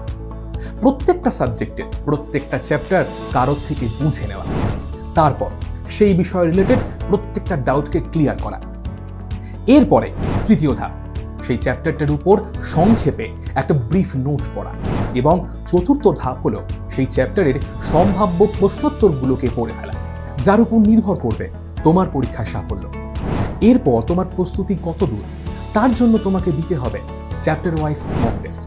তবে শুধুমাত্র টেস্ট দিলেই কিন্তু হবে না, বিশেষজ্ঞ কোনো শিক্ষককে দিয়ে সেই উত্তরপত্র চেক করিয়ে বুঝে নিতে হবে কোথায় কোথায় খামতি রয়েছে। যদি টেস্টের ফল ভালো হয় তবে বুঝতে হবে তোমার প্রস্তুতি কমপ্লিট। এবার তুমি পরের অধ্যায়ে যেতে পারো। আর ফল খারাপ হলে এই পুরো প্রক্রিয়াটা আরও একবার রিভাইজ করতে হবে। তবে বলে রাখি, তোমার এই প্রস্তুতির ক্ষেত্রে তোমার সাহায্য করতে পারে পশ্চিমবঙ্গ বোর্ডের বাংলা মাধ্যমে ছাত্রছাত্রীদের পড়াশোনার জন্য একমাত্র অ্যাপ টিউটোপিয়া। এই পুরো স্টাডি ফ্লোর জন্য টিউটোপিয়াই হলো অল ইন ওয়ান সলিউশন। কিভাবে? Step 1, concept video. টিউটোপিয়া অ্যাপে প্রত্যেক অধ্যায়ের বিষয়গুলো ছোট ছোট টপিকে ভেঙে নিয়ে গ্রাফিক্স অ্যানিমেশনের সাহায্যে এমনভাবে বোঝানো হয়েছে যা তোমাদের পড়তেও ভালো লাগবে আর মনেও থাকবে। Step 2, live class and doubt clearing. Tutopia live ক্লাসে সেই বিষয়গুলোই বোঝানো হয় বিশদে। পাশাপাশি প্রত্যেকটা ক্লাসে থাকে ডাউট ক্লিয়ারিং সেশন, যেখানে সরাসরি তোমাদের সমস্ত ডাউট বা সংশয়ের নিরসন হতে পারে। Step 3, brief notes. নোটসের জন্য টিউটোপিয়ায় তোমরা পাবে স্মার্ট নোটস, যেখানে সংক্ষেপে টু দি পয়েন্টে অধ্যায়ের ব্রিফ নোট তো করাই রয়েছে। Step 4, question and answer. আমাদের অ্যাপের নোটসে প্রশ্নোত্তরের আলোচনা তো থাকছেই, সেই সঙ্গে একটা অধ্যায় সব রকমের প্রশ্নোত্তরের জন্য এখন তোমাদের কাছে থাকছে ইউটিউবের এই ক্লাসগুলো, অর্থাৎ টিউটোপিয়া ডিজিটাল সহায়িকা। Step 5, mock test. টেস্ট দেওয়ার জন্য টিউটোপিয়া থাকছে প্রত্যেকটা বিষয়ের অধ্যায় ভিত্তিক mock test. Step 6, answer sheet checking and model answer. উত্তরপত্রের ছবি তুলে আমাদের কাছে পাঠিয়ে দিলে বিশেষজ্ঞ শিক্ষক খাতা দেখে তোমায় জানিয়ে দেবেন তোমার পরীক্ষার মার্কস এবং তাদের পরামর্শ। সেই সঙ্গে তোমরা পেয়ে যাবে মডেল উত্তরপত্র, যা দেখে তোমরা বুঝতে পারবে কিভাবে লিখতে হয় কোনো একটা প্রশ্নের আদর্শ উত্তর। তাহলে হলো কিনা তোমার পারফেক্ট স্টাডি ফ্লো এর অল ইন ওয়ান সলিউশন। আর এই সব কিছু নিয়েই ক্লাস 10 ছাত্রছাত্রীদের জন্য টিউটোপিয়ার এই মেগা স্টাডি প্যাক। বিশদে জানতে ফোন করো এই নাম্বারে। তাহলে তোমরা দেখে নিলে যে স্টাডি ফ্লো বিষয়টি ঠিক কি, ঠিক আছে? তাহলে পরীক্ষায় তোমাদের ভালো রেজাল্টের জন্য এই স্টাডি ফ্লোটিকে কিন্তু তোমাদের মেনটেন করতেই হবে, নইলে পরীক্ষায় ভালো রেজাল্ট মানে মাধ্যমিক পরীক্ষায় ভালো নম্বর তোমরা কিন্তু ঘরে তুলতে পারবে না। তাই পরীক্ষায় ভালো রেজাল্টের জন্য এই স্টাডি ফ্লোটিকে অবশ্যই তোমরা মেনটেন করো। চলো দেখে নিই আমরা আমাদের পরের প্রশ্ন। আমাদের পরের প্রশ্ন রয়েছে সাধারণত নির্দেশ অনুযায়ী বাক্যের রূপান্তর করো। এখানে আমরা একটা কাজ করেছি, সেটা হচ্ছে সাধারণভাবে যে তোমাদের পরীক্ষায় যে এমসিকিউ টাইপের প্রশ্নগুলো থাকে সেখানে আমরা কি করেছি, ডিরেক্ট বাক্যকে পরিবর্তন করতে বলেছি। তাহলে তোমরা মিলিয়ে নিতে পারবে যে কি ধরনের বাক্য কি রকম ভাবে পরিবর্তন সাধারণত করে। এতক্ষণ ধরে আমরা বাক্যের যে পার্টগুলো রয়েছে, সরল, যৌগিক, জটিল, যৌগিক, ঠিক আছে, বিস্ময়বোধক, অনুজ্ঞা, প্রার্থনা সূচক, এরকম নানা প্রকার বাক্যগুলো নিয়ে আলোচনা করেছি। সেই বাক্যগুলো কি রকম হতে পারে তার উদাহরণ নিয়েও আমরা আলোচনা করেছি। এবার আমরা চলে যাব বাক্য পরিবর্তন এই ব্যাপারটির মধ্যে। তাহলে চলো তো বাক্য পরিবর্তনের প্রথম প্রশ্ন দেখো তো কি রয়েছে, দেখো তো পারো কিনা এটা। কথাটা শুনে তপনের চোখ মার্বেল হয়ে গেল। কি বাক্যে পরিবর্তন করতে বলছে? জটিল বাক্যে। তাহলে জটিল বাক্যের ক্ষেত্রে আমরা কি দেখেছি, কি থাকবে? যখন, তখন, যদিও, তদিও, এই যে বিষয়গুলো। তাহলে এখানে কি হবে? কথাটা শুনে তপনের চোখ মার্বেল হয়ে গেল। কি হবে? যখন কথাটা তপন শুনলো তখন তার চোখ মার্বেল হয়ে গেল। মানে যখন কথাটা শুনলো তখন তপনের চোখ মার্বেল হয়ে গেল। তাহলে যখন কথাটা শুনলো, যখন কথাটা শুনলো তখন তপনের চোখ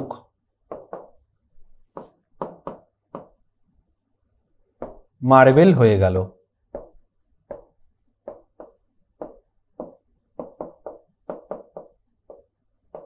দেখো, কথাটা শুনে তপনের চোখ মার্বেল হয়ে গেল, কি বলেছিল? জটিল বাক্যে। তাহলে আমরা এখানে কি লিখলাম? যখন এবং হচ্ছে তখন। জটিল বাক্যের সংজ্ঞায় আমরা কি বলেছিলাম?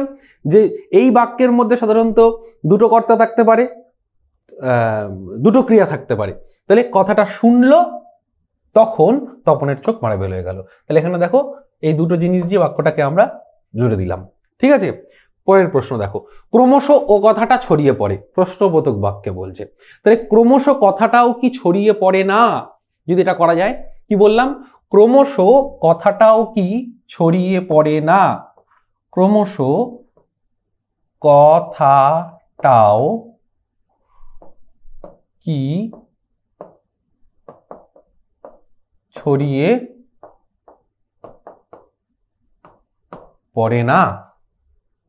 এটা হচ্ছে প্রশ্নবোধক বাক্যে রয়েছে। দেখো, তবে তপনেরই বা লেখক হতে বাধা কি? কি বলছে? তবে তপনেরই বা লেখক হতে বাধা কি? কিসে বাক্য পরিবর্তন করতে বলছে? দেখো, নির্দেশক বাক্যে। এটা কি বলা যায়? নির্দেশক মানে স্টেটমেন্ট, একটা বিবৃতি বোঝাবে। তাহলে ডিরেক্টলি এরকম ভাবে বলে দেওয়া যায়, তবে তপনেরও লেখক হতে কোনো বাধা নেই। কি বললাম? তবে তপনেরও লেখক হতে কোনো বাধা নেই। কেমন? পরেরটা দেখো, তা জানে না তপন, তা জানে না তপন। তাহলে এটা কি লেখা যায়? তা তপনের অজানা রইল, অজানা রইল। দেখো ভালো করে এই জায়গাটা, তা জানে না তপন হ্যাঁ বাচক। তোমরা অনেকে হ্যাঁ বাচক করতে দিলে কি করে দাও বলো তো? তোমরা লিখে দাও তা জানে তপন। যে তা জানে তপন আমি লিখে দিই, তাহলে ব্যাপারটা কি হবে? বাক্যের যে অর্থটা, মানে তপন সেটি জানে না, এই অর্থটাই তো বদলে যাবে। অর্থ বদলালে কিন্তু হবে না। হ্যাঁ বাচক বা না বাচকের ক্ষেত্রে অর্থকে ঠিক রেখে সেটাকে পজিটিভ আইদার নেগেটিভ এটার মধ্যে পরিবর্তন করতে বলেছে। তাহলে দেখো, তা জানে না তপন মানে তা তপনের অজানা রইল। এই অজানা রইল মানে কি? তপন জানে না। কেমন? পরেরটা দেখো, ছোট মাসি আর মেসো একদিন বাড়িতে এলো, একদিন বেড়াতে এলো। ছোট মাসি এবং মেসো একদিন বেড়াতে এলো। এটাকে সরল বাক্যে করতে বলছে। তাহলে কি লিখবে? ছোট মাসি সহ মেসো একদিন বেড়াতে এলো, তাই তো? ছোট মাসি সহ মেসো, তাহলে ছোট মাসি যেমন আছে তেমন রাখবে। এখানে তুমি শুধু কি লিখবে? সহ। মেসো, এই আটটা তখন আর হবে না। ছোট মাসি সহ মেসো একদিন বেড়াতে এলো। ঠিক আছে, তাহলে আর যখনই আমি দিচ্ছি তখন এটা হয়ে যাচ্ছে কিন্তু তোমার যৌগিকের। ঠিক আছে, এটা লিখবো ছোট মাসি সহ মেসো একদিন বেড়াতে এলো। সরল, একটাই সরল বাক্যে একটা সাবজেক্ট, একটা অবজেক্ট, একটা ভার্ব। কেমন? পরের প্রশ্ন দেখো, আয় আরো বেঁধে বেঁধে থাকি, নির্দেশক স্টেটমেন্ট বলছে। তাহলে আরো বেঁধে বেঁধে থাকতে বলা হচ্ছে, তাই তো? নির্দেশক বাক্যে কি লিখবো? আরো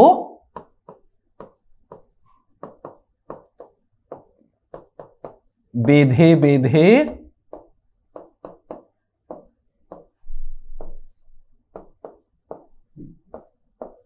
থাকতে বলা হচ্ছে। তাহলে আরো বেঁধে বেঁধে থাকতে বলা হচ্ছে। নির্দেশক মানে স্টেটমেন্ট বা বিবৃতি চেয়েছে, তো এইটা এরকম ভাবে লিখতে হবে, আরো আরো বেঁধে বেঁধে থাকি, আরো বেঁধে বেঁধে থাকতে বলা হচ্ছে। পরেরটা দেখো, আমরা ফিরেছি দৌড়ে দৌড়ে। আমরা ফিরেছি দৌড়ে দৌড়ে মানে আমরা ফিরেছি এবং তা দৌড়ে দৌড়ে। তাহলে আমরা ফিরেছি এই জায়গাটাই লিখতে শুধু হবে এবং তা দৌড়ে দৌড়ে। আমরা ফিরেছি এবং তা দৌড়ে দৌড়ে, যৌগিক বাক্যে। তাহলে যৌগিক বাক্য আমরা কি দেখলাম? দুটো বাক্য। আমরা ফিরেছি এটা একটা বাক্য, এবং তা দৌড়ে দৌড়ে এটা একটা বাক্য। এই দুটোকে আমি কি দিয়ে জুড়লাম? এবং দিয়ে। এবংটাকে কি বলা হয়? ইংরেজিতে বলা হয় কনজাংশন, বাংলায় বলা হয় অব্যয়। কেমন? পরেরটা দেখো, আমাদের পথ নেই কোনো, আমাদের পথ নেই কোনো। আমাদের কি আর পথ আছে? কি লিখবে? এটা লিখবে হচ্ছে আমাদের আর কি পথ আছে। দেখো একটা প্রশ্নবোধক বাক্য হয়ে গেল। তাহলে আমাদের আর কি পথ আছে মানে আমাদের পথ নেই কোনো, এই একটা ভালো করে জিনিস লক্ষ্য রাখো।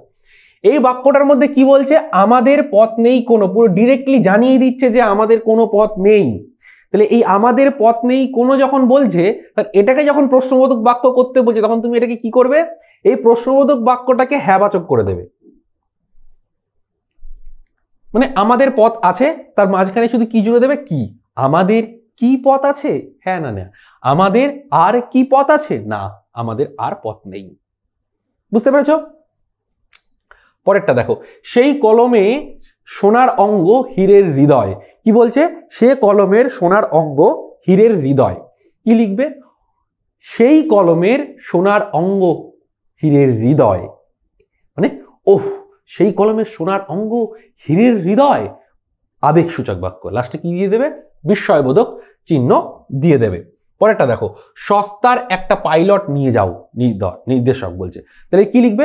সস্তার একটি পাইলট, মানে সস্তার একটি পাইলট নিয়ে যেতে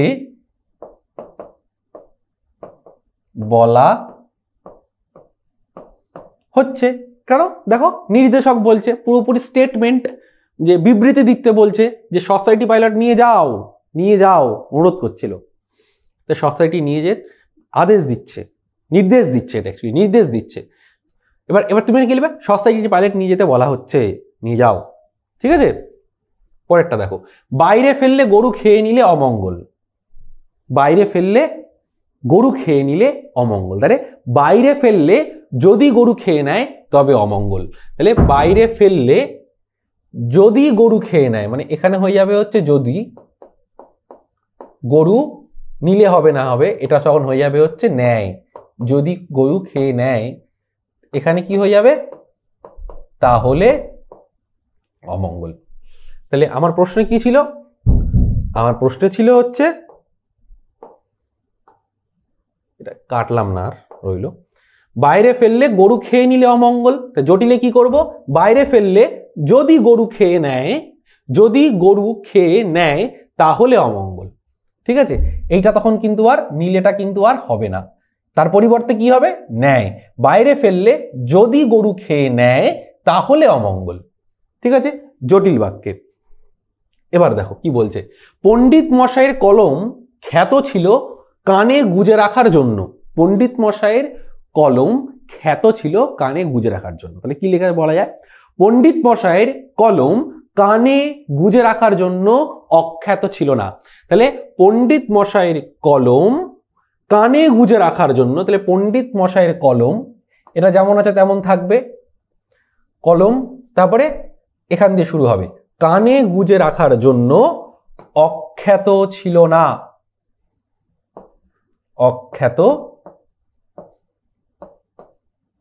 ছিল না, এইটা হবে না। ঠিক আছে? তাহলে পণ্ডিত মশাইয়ের কলম কানে গুজে রাখার জন্য অখ্যাত ছিল না। দেখো নাবাচক বলছে খ্যাত ছিল, এই খ্যাতটাকে আমি বদলে দিলাম কিসে? অখ্যাত। অখ্যাত মানে কি? অখ্যাত ছিল না করে দিলাম। তো অখ্যাত ছিল না মানে কি? খ্যাত ছিল। তো পণ্ডিত মশাইয়ের কলম কানে গুজে রাখার জন্য অখ্যাত ছিল না। পরেরটা দেখো, মুশকিল হতো কলমের মুখটি চিরে দেওয়ার সময়, আবেগসূচক। কি বলছে? বলছে মুশকিল হতো কলমের মুখটি চিরে দেওয়ার সময়। তাহলে লিখবে উফ, কি যে মুশকিল হতো কলমের মুখটি চিরে দেওয়ার সময়। কি লিখবে? উফ।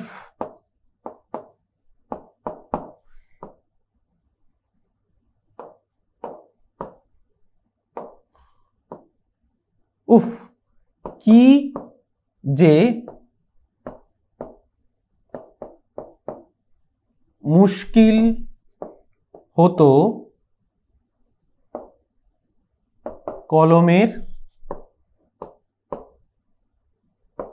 মুখটি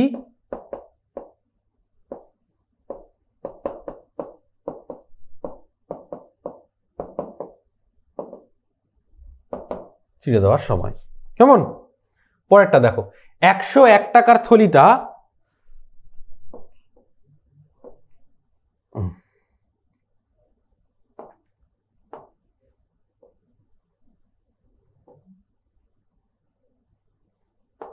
পরেরটা দেখো, 101 টাকার থলিটা সেই উপরেই পড়ে রইল, জটিল বাক্যে 101 টাকার থলিটা সেই ওপরেই পড়ে রইল। তাহলে 101 টাকার থলিটা সেই ওপরেই পড়ে রইল, জটিল বাক্যে বলতে কি লিখবে? 100 টাকার যে থলিটা ছিল, কি লিখবে? 100 টাকার যে থলিটা ছিল সেটা ওপরেই পড়ে রইল। 100 টাকার যে থলিটা ছিল, তাহলে লিখতে হবে 100 টাকার যে থলিটা ছিল, 100 টাকার যে থলিটা ছিল সেইটা হবে না, এখানে লিখতে হবে তখন সেটা ওপরেই পড়ে রইল। কেমন? পরেরটা দেখো, ভ্রমণ করে দেখবার তো কোনো দরকার হয় না, প্রশ্নবোধক বাক্য। তাহলে ভ্রমণ করে দেখবার কি কোনো দরকার আছে? তার মানে ভ্রমণ করে দেখবার তো কোনো দরকার হয় না, এটা কিন্তু আমি কি লিখি? ভ্রমণ করে দেখবার আর কোনো দরকার আছে কি? তাহলে দেখে নেবো, লেখা যায় ভ্রমণ করে দেখবার আর কোনো দরকার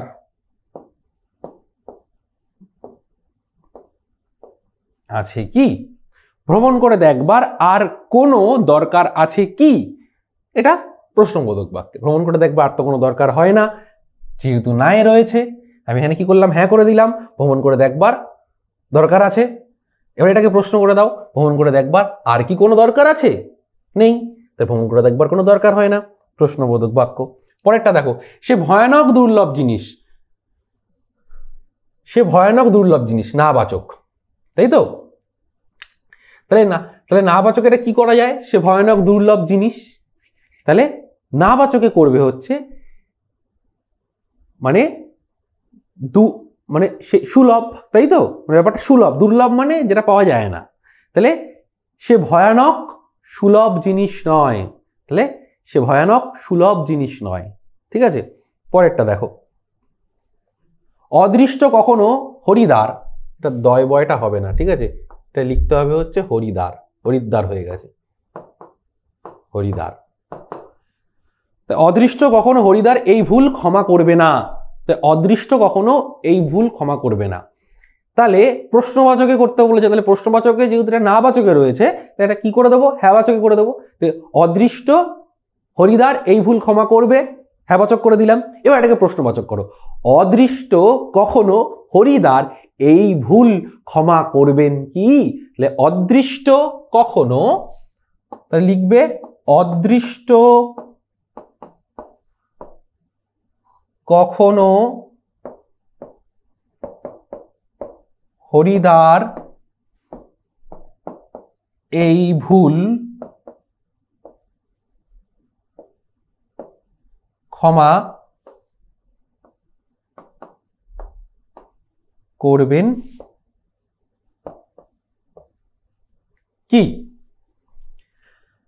তাহলে অদৃষ্ট কখনো এই ভুল ক্ষমা করবেন, লাস্টে জুড়ে দাও প্রশ্ন, কি? প্রশ্নবোধক বাক্য হয়ে গেল। প্রশ্নবোধক বাক্যে যখন দেখছে এটা না বাচকে থাকবে তখন সেটা হ্যাঁ বাচকে করে দেবে। প্রশ্নবোধক বাক্যে যখন এটা হ্যাঁ বাচকে থাকবে সেটাকে এটাকে না বাচকে করে দিয়ে কি যোগ করে দেবে, ব্যাস প্রশ্নবোধক হয়ে যাবে। পরেরটা দেখো, থাকলে একবার গিয়ে পায়ের ধুলো নিতাম। তাহলে যদি তিনি থাকতেন বা যদি থাকতাম বা যদি তিনি থাকতেন তাহলে গিয়ে একবার পায়ের ধুলো নিতাম। যদি দিয়ে হবে, এটা যদি আর তাহলে দিয়ে হবে। তো যদি থাকলে একবার পায়ের ধুলো, যদি থাকতেন তাহলে একবার গিয়ে পায়ের ধুলো নিতাম। এখানে শুধু যদি যোগ করে দাও, যদি থাকতেন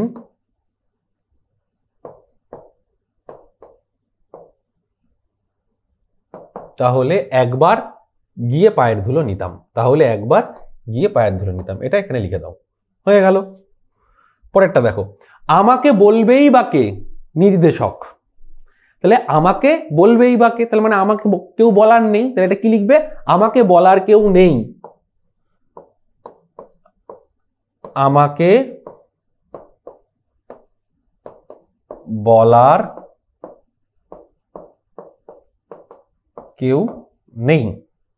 পরেরটা দেখো, কেউ চিনতে পারবে না, কেউ চিনতে পারবে না, ইতিবাচকে করতে বলছে, মানে হ্যাঁ বাচকে করতে বলছে। তাহলে সবারই অচেনা লাগে।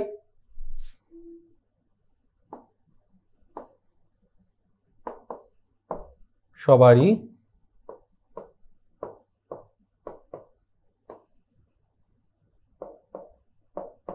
অচেনা লাগে।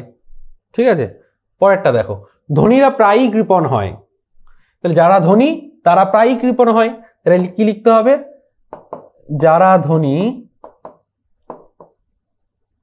তারা প্রায়ই কৃপণ হয়। যারা ধনী তারা প্রায়ই কৃপণ হয়। পরেরটা দেখো, অনেকের জীবনে প্রথমে দুঃখ আসে। কি বলছে? অনেকের জীবনে প্রথমে দুঃখ আসে, পরে সুখ আসে। কি বলছে? অনেকের জীবনে প্রথমে দুঃখ আসে, পরে সুখ আসে। কি করতে বলছে? সরল বাক্য করতে বলছে। তাহলে অনেকের জীবনে দুঃখের পর সুখ আসে, তাহলে এটা কি লিখবে? অনেকের জীবনে, অনেকের জীবনে প্রথমে দুঃখ আসে, তাই তো? তাহলে অনেকের জীবনে দুঃখের পর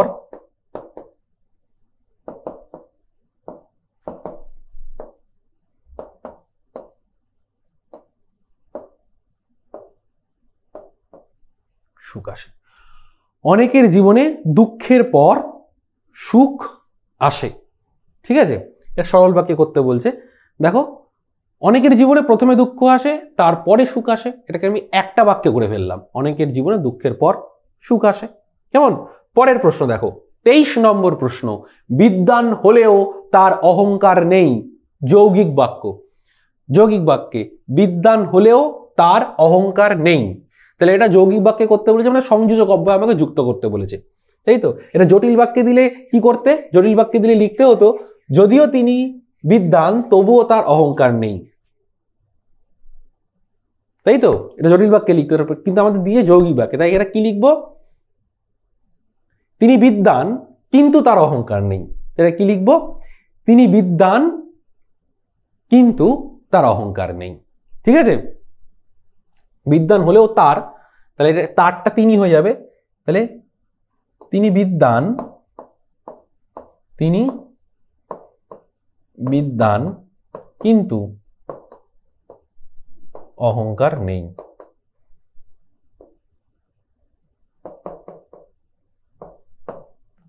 ঠিক আছে,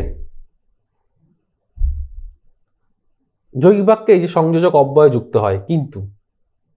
দেখো, মিথ্যাবাদীকে সবাই অপছন্দ করে, তাই তো? মানে পছন্দ করে না। তাহলে মিথ্যাবাদীকে কেউ পছন্দ করে না। কি লিখবে? মিথ্যাবাদীকে কেউ পছন্দ করে না। পরেরটা দেখো, এই জন্যই তোমাকে সবাই প্রিয়ংবদা না বলে পারে না। এই জন্যই তোমাকে সবাই প্রিয়ংবদা না বলে পারে না, হ্যাঁ বাচকে করতে বলছে। তাহলে কি লিখবে? এই জন্যই তোমাকে সবাই প্রিয়ংবদা বলে, না বলে পারে না। তাহলে এই জন্যই তোমাকে সবাই প্রিয়ংবদা, এখানে শুধু কি হয়ে যাবে? বলে। হ্যাঁ বাচক, এই জন্যই তোমাকে সবাই প্রিয়ংবদা না বলে পারে না, তখন এই জিনিসটা আর হবে না, এটা কাটা হয়ে যাবে। তখন কি হবে? এই জন্যই তোমাকে সবাই প্রিয়ংবদা বলে। দেখো পরেরটা, বাংলাদেশের রাজধানীর নাম কি তা জানতে চাই। প্রশ্নবোধক বাক্য। কি বলছে? বাংলাদেশের রাজধানীর নাম কি তা জানতে চাই। তাহলে কি এখানে কি, এটা তাহলে প্রশ্নবোধক বাক্যে কি লিখতে হবে? বাংলাদেশের রাজধানীর নাম কি, মানে শুধু এতটা হবে, এটা হবে না। ঠিক আছে, বাংলাদেশের রাজধানীর নাম কি বলে রাজু জিজ্ঞাসা চিহ্ন হয়ে যাবে। পরেরটা দেখো, সত্য কথা না বললে বিপদে পড়েছি। সত্য কথা না বলে বিপদে পড়েছি। যেহেতু সত্যি কথা বলিনি, তাহলে কি লিখবে? যেহেতু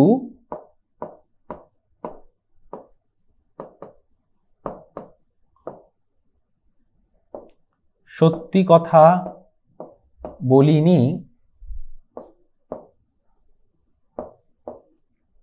সেই কারণে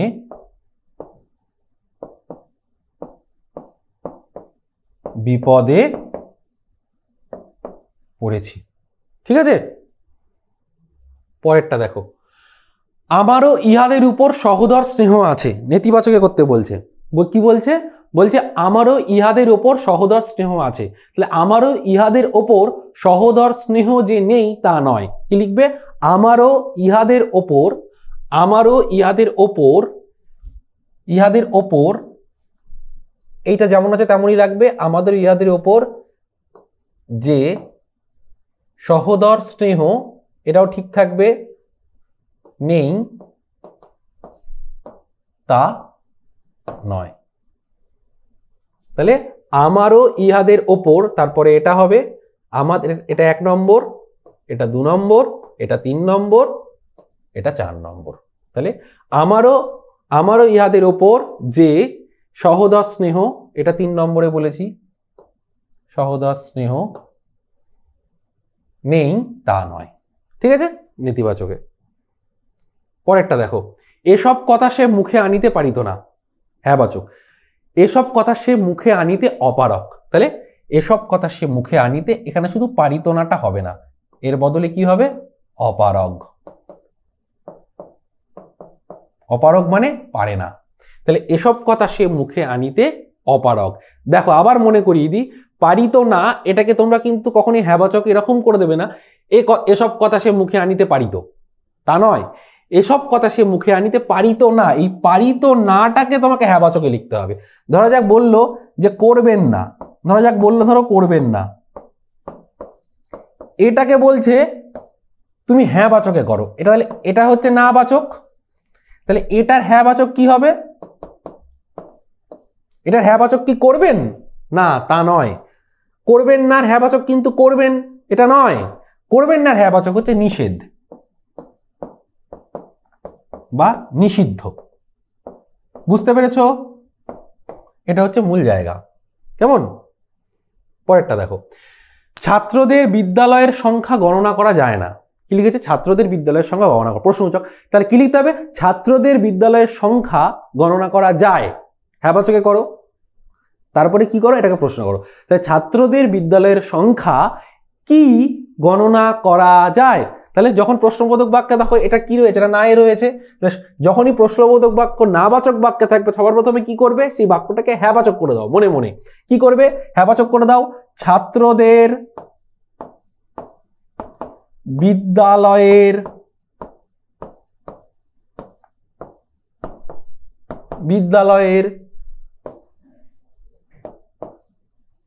সংখ্যা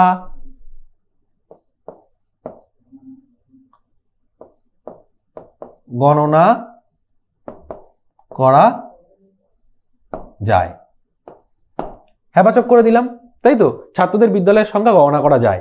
এরপরে কি করব? এখানে শুধু একটা কি বসিয়ে দেব, ব্যাস হয়ে গেল। তো ছাত্রদের বিদ্যালয়ের সংখ্যা কি গণনা করা যায় না, ছাত্রদের বিদ্যালয়ের সংখ্যা গণনা করা যায় না। ঠিক আছে, এরপরে দেখো, তোমাকে এই কটা দিন মাত্র জানিলাম, তবু তোমার হতেই ও রহিল। কি বলছে? তোমাকে এ কটা দিন মাত্র জানিলাম, তবু তোমার হাতেই ও রহিল। দেখো এটাকে সরল বাক্যে করতে বলছে। কি সরল বাক্য করতে বলছে? তোমাকে কটা দিন মাত্র জানিলাম, এটা একটা বাক্য। এরপরে দেখো, তবু তোমার হাতেই ও রহিল। তাই কি করবে? তোমাকে এ কটা দিন মাত্র জানা সত্ত্বেও তোমার হাতেই ও রহিল।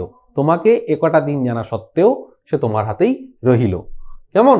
পরেরটা দেখো, পৃথিবীতে অসম্ভব বলে কিছু নেই। জটিল। যদি ইচ্ছা থাকে তাহলে পৃথিবীতে সবকিছুই করা সম্ভব। তাহলে অসম্ভব বলে কিছু নেই। তাহলে পৃথিবীতে যা কিছু আছে সবকিছুই সম্ভব। তাহলে ব্যাপারটা এরকম লিখতে হবে, যদি ইচ্ছা থাকে তাহলে পৃথিবীতে সবকিছুই করা সম্ভব। অসম্ভব বলে মানে কিছু নেই মানে কি? যে সবকিছুই করা অসম্ভব, করা অর্থে বোঝাচ্ছে। তাহলে কি লিখতে হবে? যদি ইচ্ছা থাকে তাহলে পৃথিবীতে সবকিছুই করা সম্ভব। ঠিক আছে, পরেরটা দেখো, সে অনেক চেষ্টা করে সাফল্য লাভ করেছে। যৌগিক। সে অনেক চেষ্টা করে সাফল্য লাভ করেছে। সে অনেক চেষ্টা করেছে তাই সাফল্য লাভ করেছে। সে অনেক চেষ্টা করেছে এবং সাফল্য লাভ করেছে। তাহলে কি লিখবে? সে অনেক চেষ্টা করেছে, সে অনেক চেষ্টা, এখানে শুধু লিখে দেবে হচ্ছে করেছে এবং, তাহলে এটা একটা পার্ট, এটা একটা পার্ট, এটা 3 নম্বর পার্ট। এটা হবে না, করের জায়গায় করেছে হয়ে যাবে। তাহলে সে অনেক চেষ্টা করেছে এবং সাফল্য লাভ করেছে যৌগিক বাক্যে। পরেরটা দেখো, এই অবস্থায় কেউ কাউকে চিনতে পারে না, হ্যাঁ বাচক। এই অবস্থায় কেউ কাউকে চিনতে পারে না, এই অবস্থায় কেউ কাউকে চিনতে পারা অসম্ভব। তো এই অবস্থায় কেউ কাউকে চিনতে পারে না, এটা যে আছে এটা হবে না। তো এই অবস্থায় কেউ কাউকে চিনতে পারা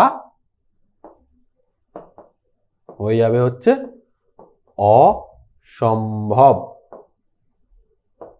ঠিক আছে, পরেরটা দেখো, আমি যে গান গাই তাহা যৌবনের গান। তাহলে এটা কি লিখতে হবে? খুবই সোজা, এটা লেখো যে বড় বড় করে লিখছি, আমি যৌবনের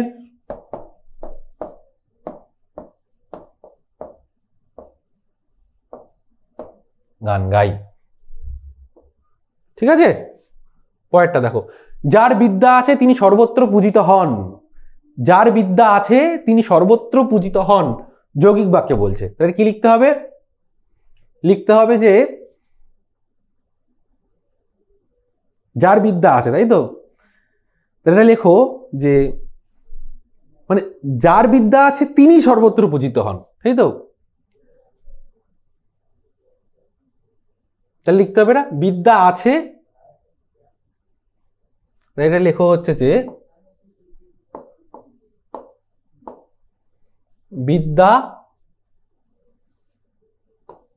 আছে, বিদ্যা আছে তাই তিনি সর্বত্র পূজিত হন। বিদ্যা আছে তাই তিনি সর্বত্র পূজিত হন। বিদ্যা আছে মানে তিনি বিদ্বান তাই সর্বত্র পূজিত, মানে এটা আরো ভালো করে বলা যায়। ধরো যে তিনি বিদ্বান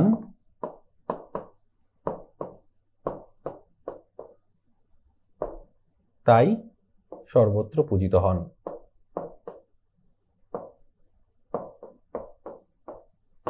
ঠিক আছে, কেহ কহিয়া দিতেছে না কিন্তু তপবন বলে বোধ হইতেছে। মিশ্র বাক্য বলছে, মিশ্র বাক্য। অনেকক্ষণ পর মিশ্র বাক্যের একটা উদাহরণ পেলাম।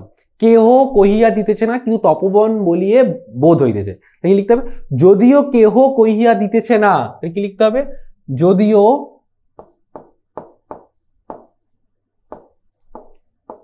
কেহ কহিয়া দিতেছে না, যদিও কেহ কহিয়া দিতেছে না কিন্তু তপবন বলে বোধ হইতেছে। কিন্তু তপবন বলে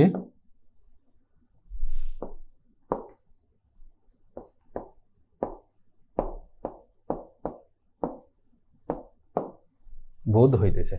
ঠিক আছে, দেখো এতে দোষ নেই, প্রশ্নবোধক বাক্য।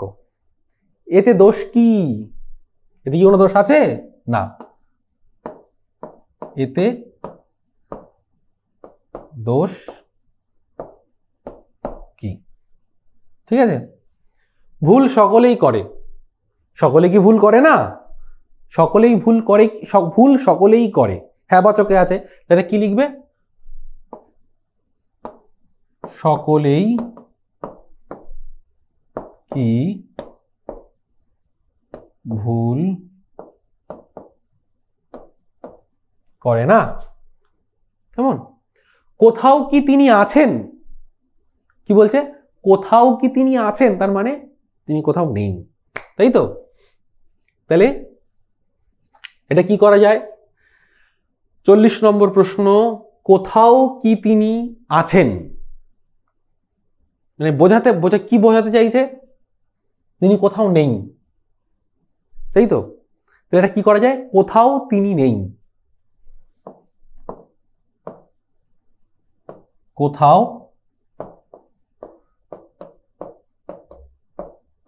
তিনি নেই। পরের প্রশ্ন দেখো, মেয়েটি অত্যন্ত সুন্দর। মেয়েটি কি সুন্দর, কি লেখো, এরম লিখে দাও,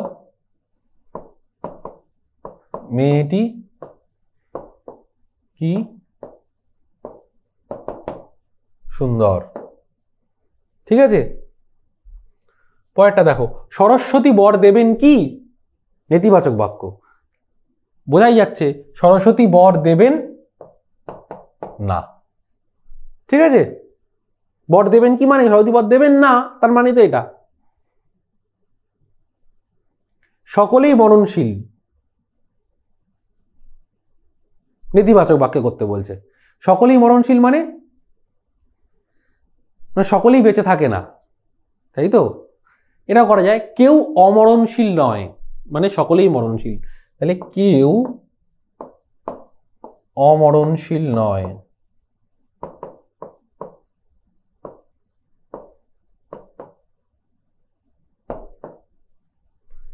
ঠিক আছে, পরেরটা দেখো, হ্যাঁ বাচক, পার্কে এখন কেউ নেই, না বাচকে আছে। পার্কে এখন কেউ নেই মানে পার্কটা একেবারেই নির্জন, তাহলে পার্ক একেবারেই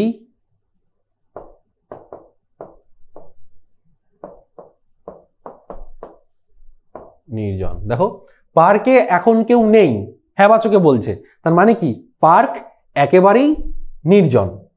পরেরটা দেখো, সৌরভের স্বাস্থ্য ভালো নয়, হ্যাঁ বাচক, সৌরভের স্বাস্থ্য ভালো নয়। তাহলে কি লেখো, এটা লেখো, সৌরভের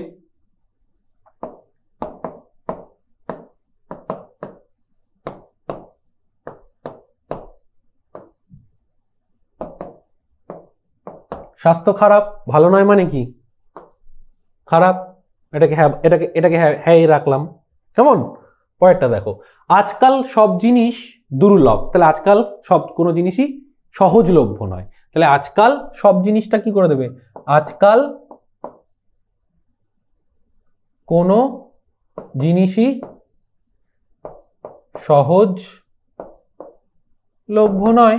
আজকাল কোনো জিনিসই সহজলভ্য নয় মানে আজকাল সব জিনিসই দুর্লভ, সহজলভ্য নয় মানে দুর্লভ, অপোজিট এটা, বুঝেছো। এতে দোষ নেই, প্রশ্নবোচক বাক্য। কি বলছে, এতে দোষ নেই, এতে কি দোষ নেই, প্রশ্নবোচক বাক্য, এতে দোষ নেই, তাই তো। তাহলে দেখো, এতে দোষ নেই মানে এতে দোষ আছে, তাই তো। তাহলে কি লিখবে, এতে কি দোষ নেই। দেখো, এতে কি দোষ নেই মানে এতে কি দোষ নেই, প্রশ্নবোচক, এতে দোষ নেই মানে এতে কি দোষ আছে, মানে ব্যাপারটা এর থেকে ভালো হবে কি বলতো, এটা এরম করলে, এতে কি দোষ আছে মানে এতে দোষ নেই। এটা যেহেতু নেই এ রয়েছে তাই এটা হ্যাঁ করতে হবে, উল্টো করতে হবে। দেখো, দেশের সেবা করা সকলের কর্তব্য, অনুজ্ঞাবাচকে বলছে, তাহলে অনুজ্ঞাতে কি করতে হবে, অনুজ্ঞা বলছে, তাহলে সকলে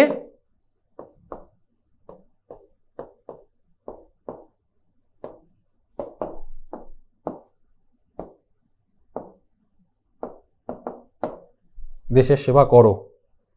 বিস্ময়, শীতে দরিদ্র মানুষের খুব কষ্ট হয়, তা কি লিখবে, শীতে দরিদ্র মানুষের কি কষ্ট, শীতে দরিদ্র মানুষের খুব কষ্ট হয়েছে, তো এটা করে দাও, শীতে, শীতে ঠিক আছে, দরিদ্রও ঠিক আছে, মানুষেরও ঠিক আছে, কি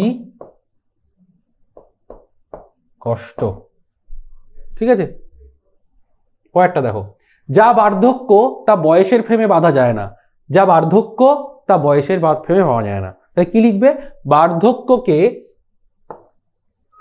বার্ধক্যকে বয়সের ফ্রেমে বাঁধা যায় না। পরেরটা দেখো, সে মরবে তবু এ কথা বলবে না, সে মরবে তবুও এ কথা বলবে না। জটিল বাক্যে করতে বলছে। সে মরবে তবু এ কথা বলবে না। তাহলে কি করা যায়? দেখো, তবুটা রয়েছে, তবু মানে হচ্ছে ইয়েট। যদি তার মৃত্যু হয়, যদি তার মৃত্যু হয় তবুও এ কথা বলবে না। তাহলে এখানে করে দাও যদিও তার মৃত্যু হয় তবুও সে এ কথা বলবে না। কেমন? দয়া করে সব কথা খুলে বলুন। দয়া করুন এবং সব কথা খুলে বলুন। কি লিখবে? দয়া করুন এবং সব কথা খুলে বলুন। পরেরটা দেখো, সে মরবে তবু এ কথা বলবে না। এটা মিশ্র বাক্যে রয়েছে। যদিও সে মরবে তবু এ কথা বলবে না। ঠিক আছে? রহিমের স্বাস্থ্য ভালো নয়, হ্যাঁ বাচকে করতে বলছে। তাই রহিমের স্বাস্থ্য খারাপ, ওই সৌরভের মতো। সৌরভের স্বাস্থ্য ভালো নয়, তাই কি লিখবে? রহিমের স্বাস্থ্য খারাপ। কেমন? পরেরটা দেখো, লোকটি অশিক্ষিত হলেও অভদ্র নয়। লোকটি অশিক্ষিত, এই হলের জায়গাও শুধু দিয়ে দেবে হচ্ছে কিন্তু অভদ্র নয়, যৌগিক। কেমন? পরেরটা দেখো, এত সাধনা করলাম কিন্তু তোমার মন পেলাম না। এত সাধনা করেও তোমার মন পেলাম না। কি লিখবে? এত সাধনা করেও মন পেলাম না। তাহলে এত সাধনা করলাম কিন্তু তোমার মন পেলাম না, এটা লিখবে এত সাধনা করেও তোমার মন পেলাম না। কেমন? পরেরটা দেখো, দেশের সেবা করা সকলের কর্তব্য। অনুজ্ঞা ছিল এটা। তাহলে সকলে দেশ সেবা করো, এটা কি লিখবে? সকলে দেশ সেবা করো। পরেরটা দেখো, শৈশবে তার বাবা মারা যান। প্রশ্নবাচক। শৈশবে তার বাবা মারা যান। তার বাবা কি শৈশবে মারা যান?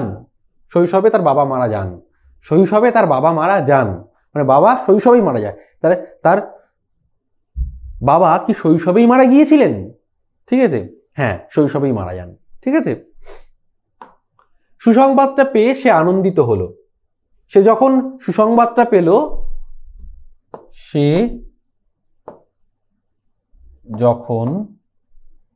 যখন সে সুসংবাদটা পেল, এরকম করা যায়, এটা কেটে দাও।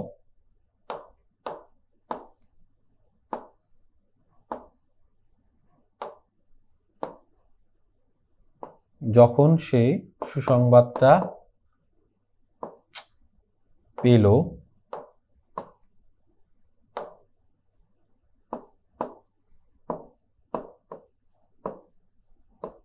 তখন সে আনন্দিত হলো। ঠিক আছে, যখন সে সুসংবাদটা পেল তখন সে আনন্দিত হলো, সোজা ব্যাপার। পরেরটা দেখো, এ কথা কোনো বাপ ভদ্র সমাজে কবুল করিতে চাহিত না। এ কথা কোনো বাপ ভদ্র সমাজে কবুল করিতে চাহিত না। তো এটা কি লিখবে? এ কথা কোনো বাপ ভদ্র সমাজে কবুল করিতে চাহিত কি? এ কথা কোনো বাপ ভদ্র সমাজে, এ কথা কোনো বাপ ভদ্র সমাজে কবুল করিতে চাহিত। এই জায়গাটা শুধু না হবে না, এখানে হবে সরি এ কি বানান কি হবে? এ কি বানান হবে হচ্ছে কয় হস্যই।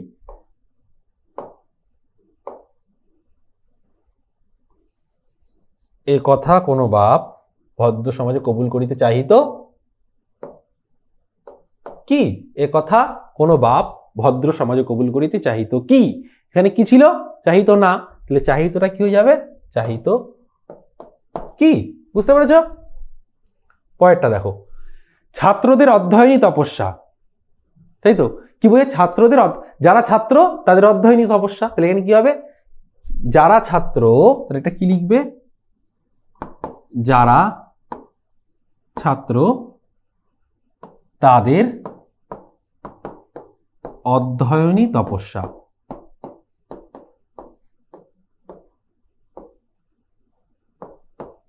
কেমন?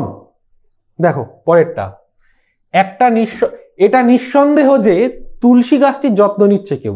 তুলসী গাছের কাহিনী থেকে দেওয়া হয়েছে লাইনটি, তোমাদের নেই, অন্য পাঠ্যতে ছিল। এটা নিঃসন্দেহ যে তুলসী গাছটিকে যত্ন নিচ্ছে। কি লিখবে? এটা সন্দেহ থাকে না যে তুলসী গাছটির যত্ন নিচ্ছে কেউ। এটার কোনো সন্দেহ থাকে না যে তুলসী গাছটির যত্ন নিচ্ছে কেউ। এটার কোনো সন্দেহ থাকে না, এটার কোনো সন্দেহ থাকে না যে তুলসী গাছটির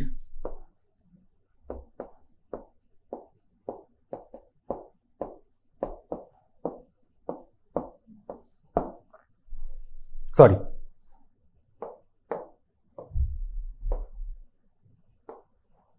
এটির কোনো সন্দেহ থাকে না যে তুলসী গাছটির যত্ন নিচ্ছে কেউ। ঠিক আছে, যত্ন নিচ্ছে কেউ, এটাই লিখবে। এই অবস্থায় কেউ কাউকে চিনতে পারে না। অস্তিবাচক মানে হচ্ছে হ্যাঁ বাচক। অনেকে অস্তিবাচকও লেখে, অনেকে আবার হ্যাঁ বাচকও লেখে। ঠিক আছে, তাহলে এই অবস্থায় কেউ কাউকে চিনতে পারে না, তাহলে এটা কি লেখা যায়? এই অবস্থায় কেউ কাউকে চিনতে পারা অসম্ভব। তাহলে এই অবস্থায় কেউ কাউকে চিনতে পারা অসম্ভব, তাই এটা লেখো, এই অবস্থায়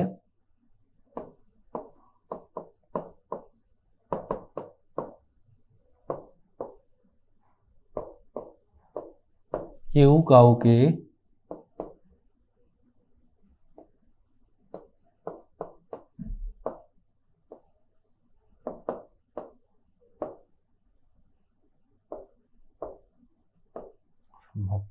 এই অবস্থায় কেউ কাউকে চিনতে পারে না, তাহলে এই অবস্থায় কেউ কাউকে চিনতে পারা অসম্ভব।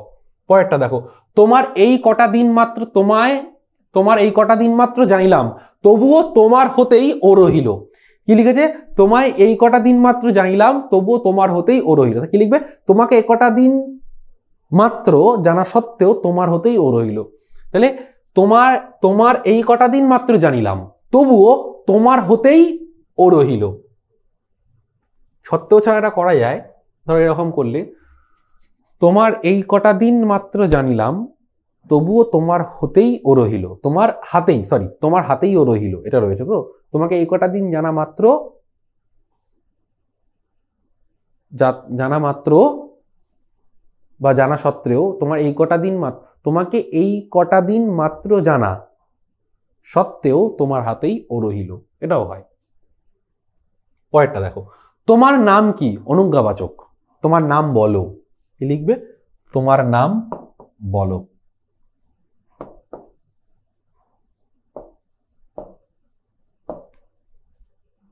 পরেরটা দেখো, দৃশ্যটি বড়ই সুন্দর। বিস্ময়বাচক। দৃশ্যটি বড়ই সুন্দর, তো এটা লিখবে হচ্ছে কি সুন্দর দৃশ্য।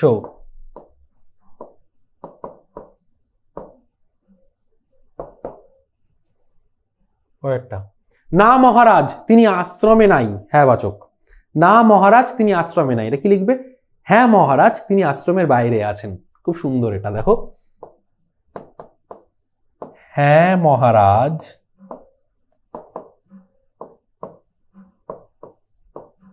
তিনি আশ্রমের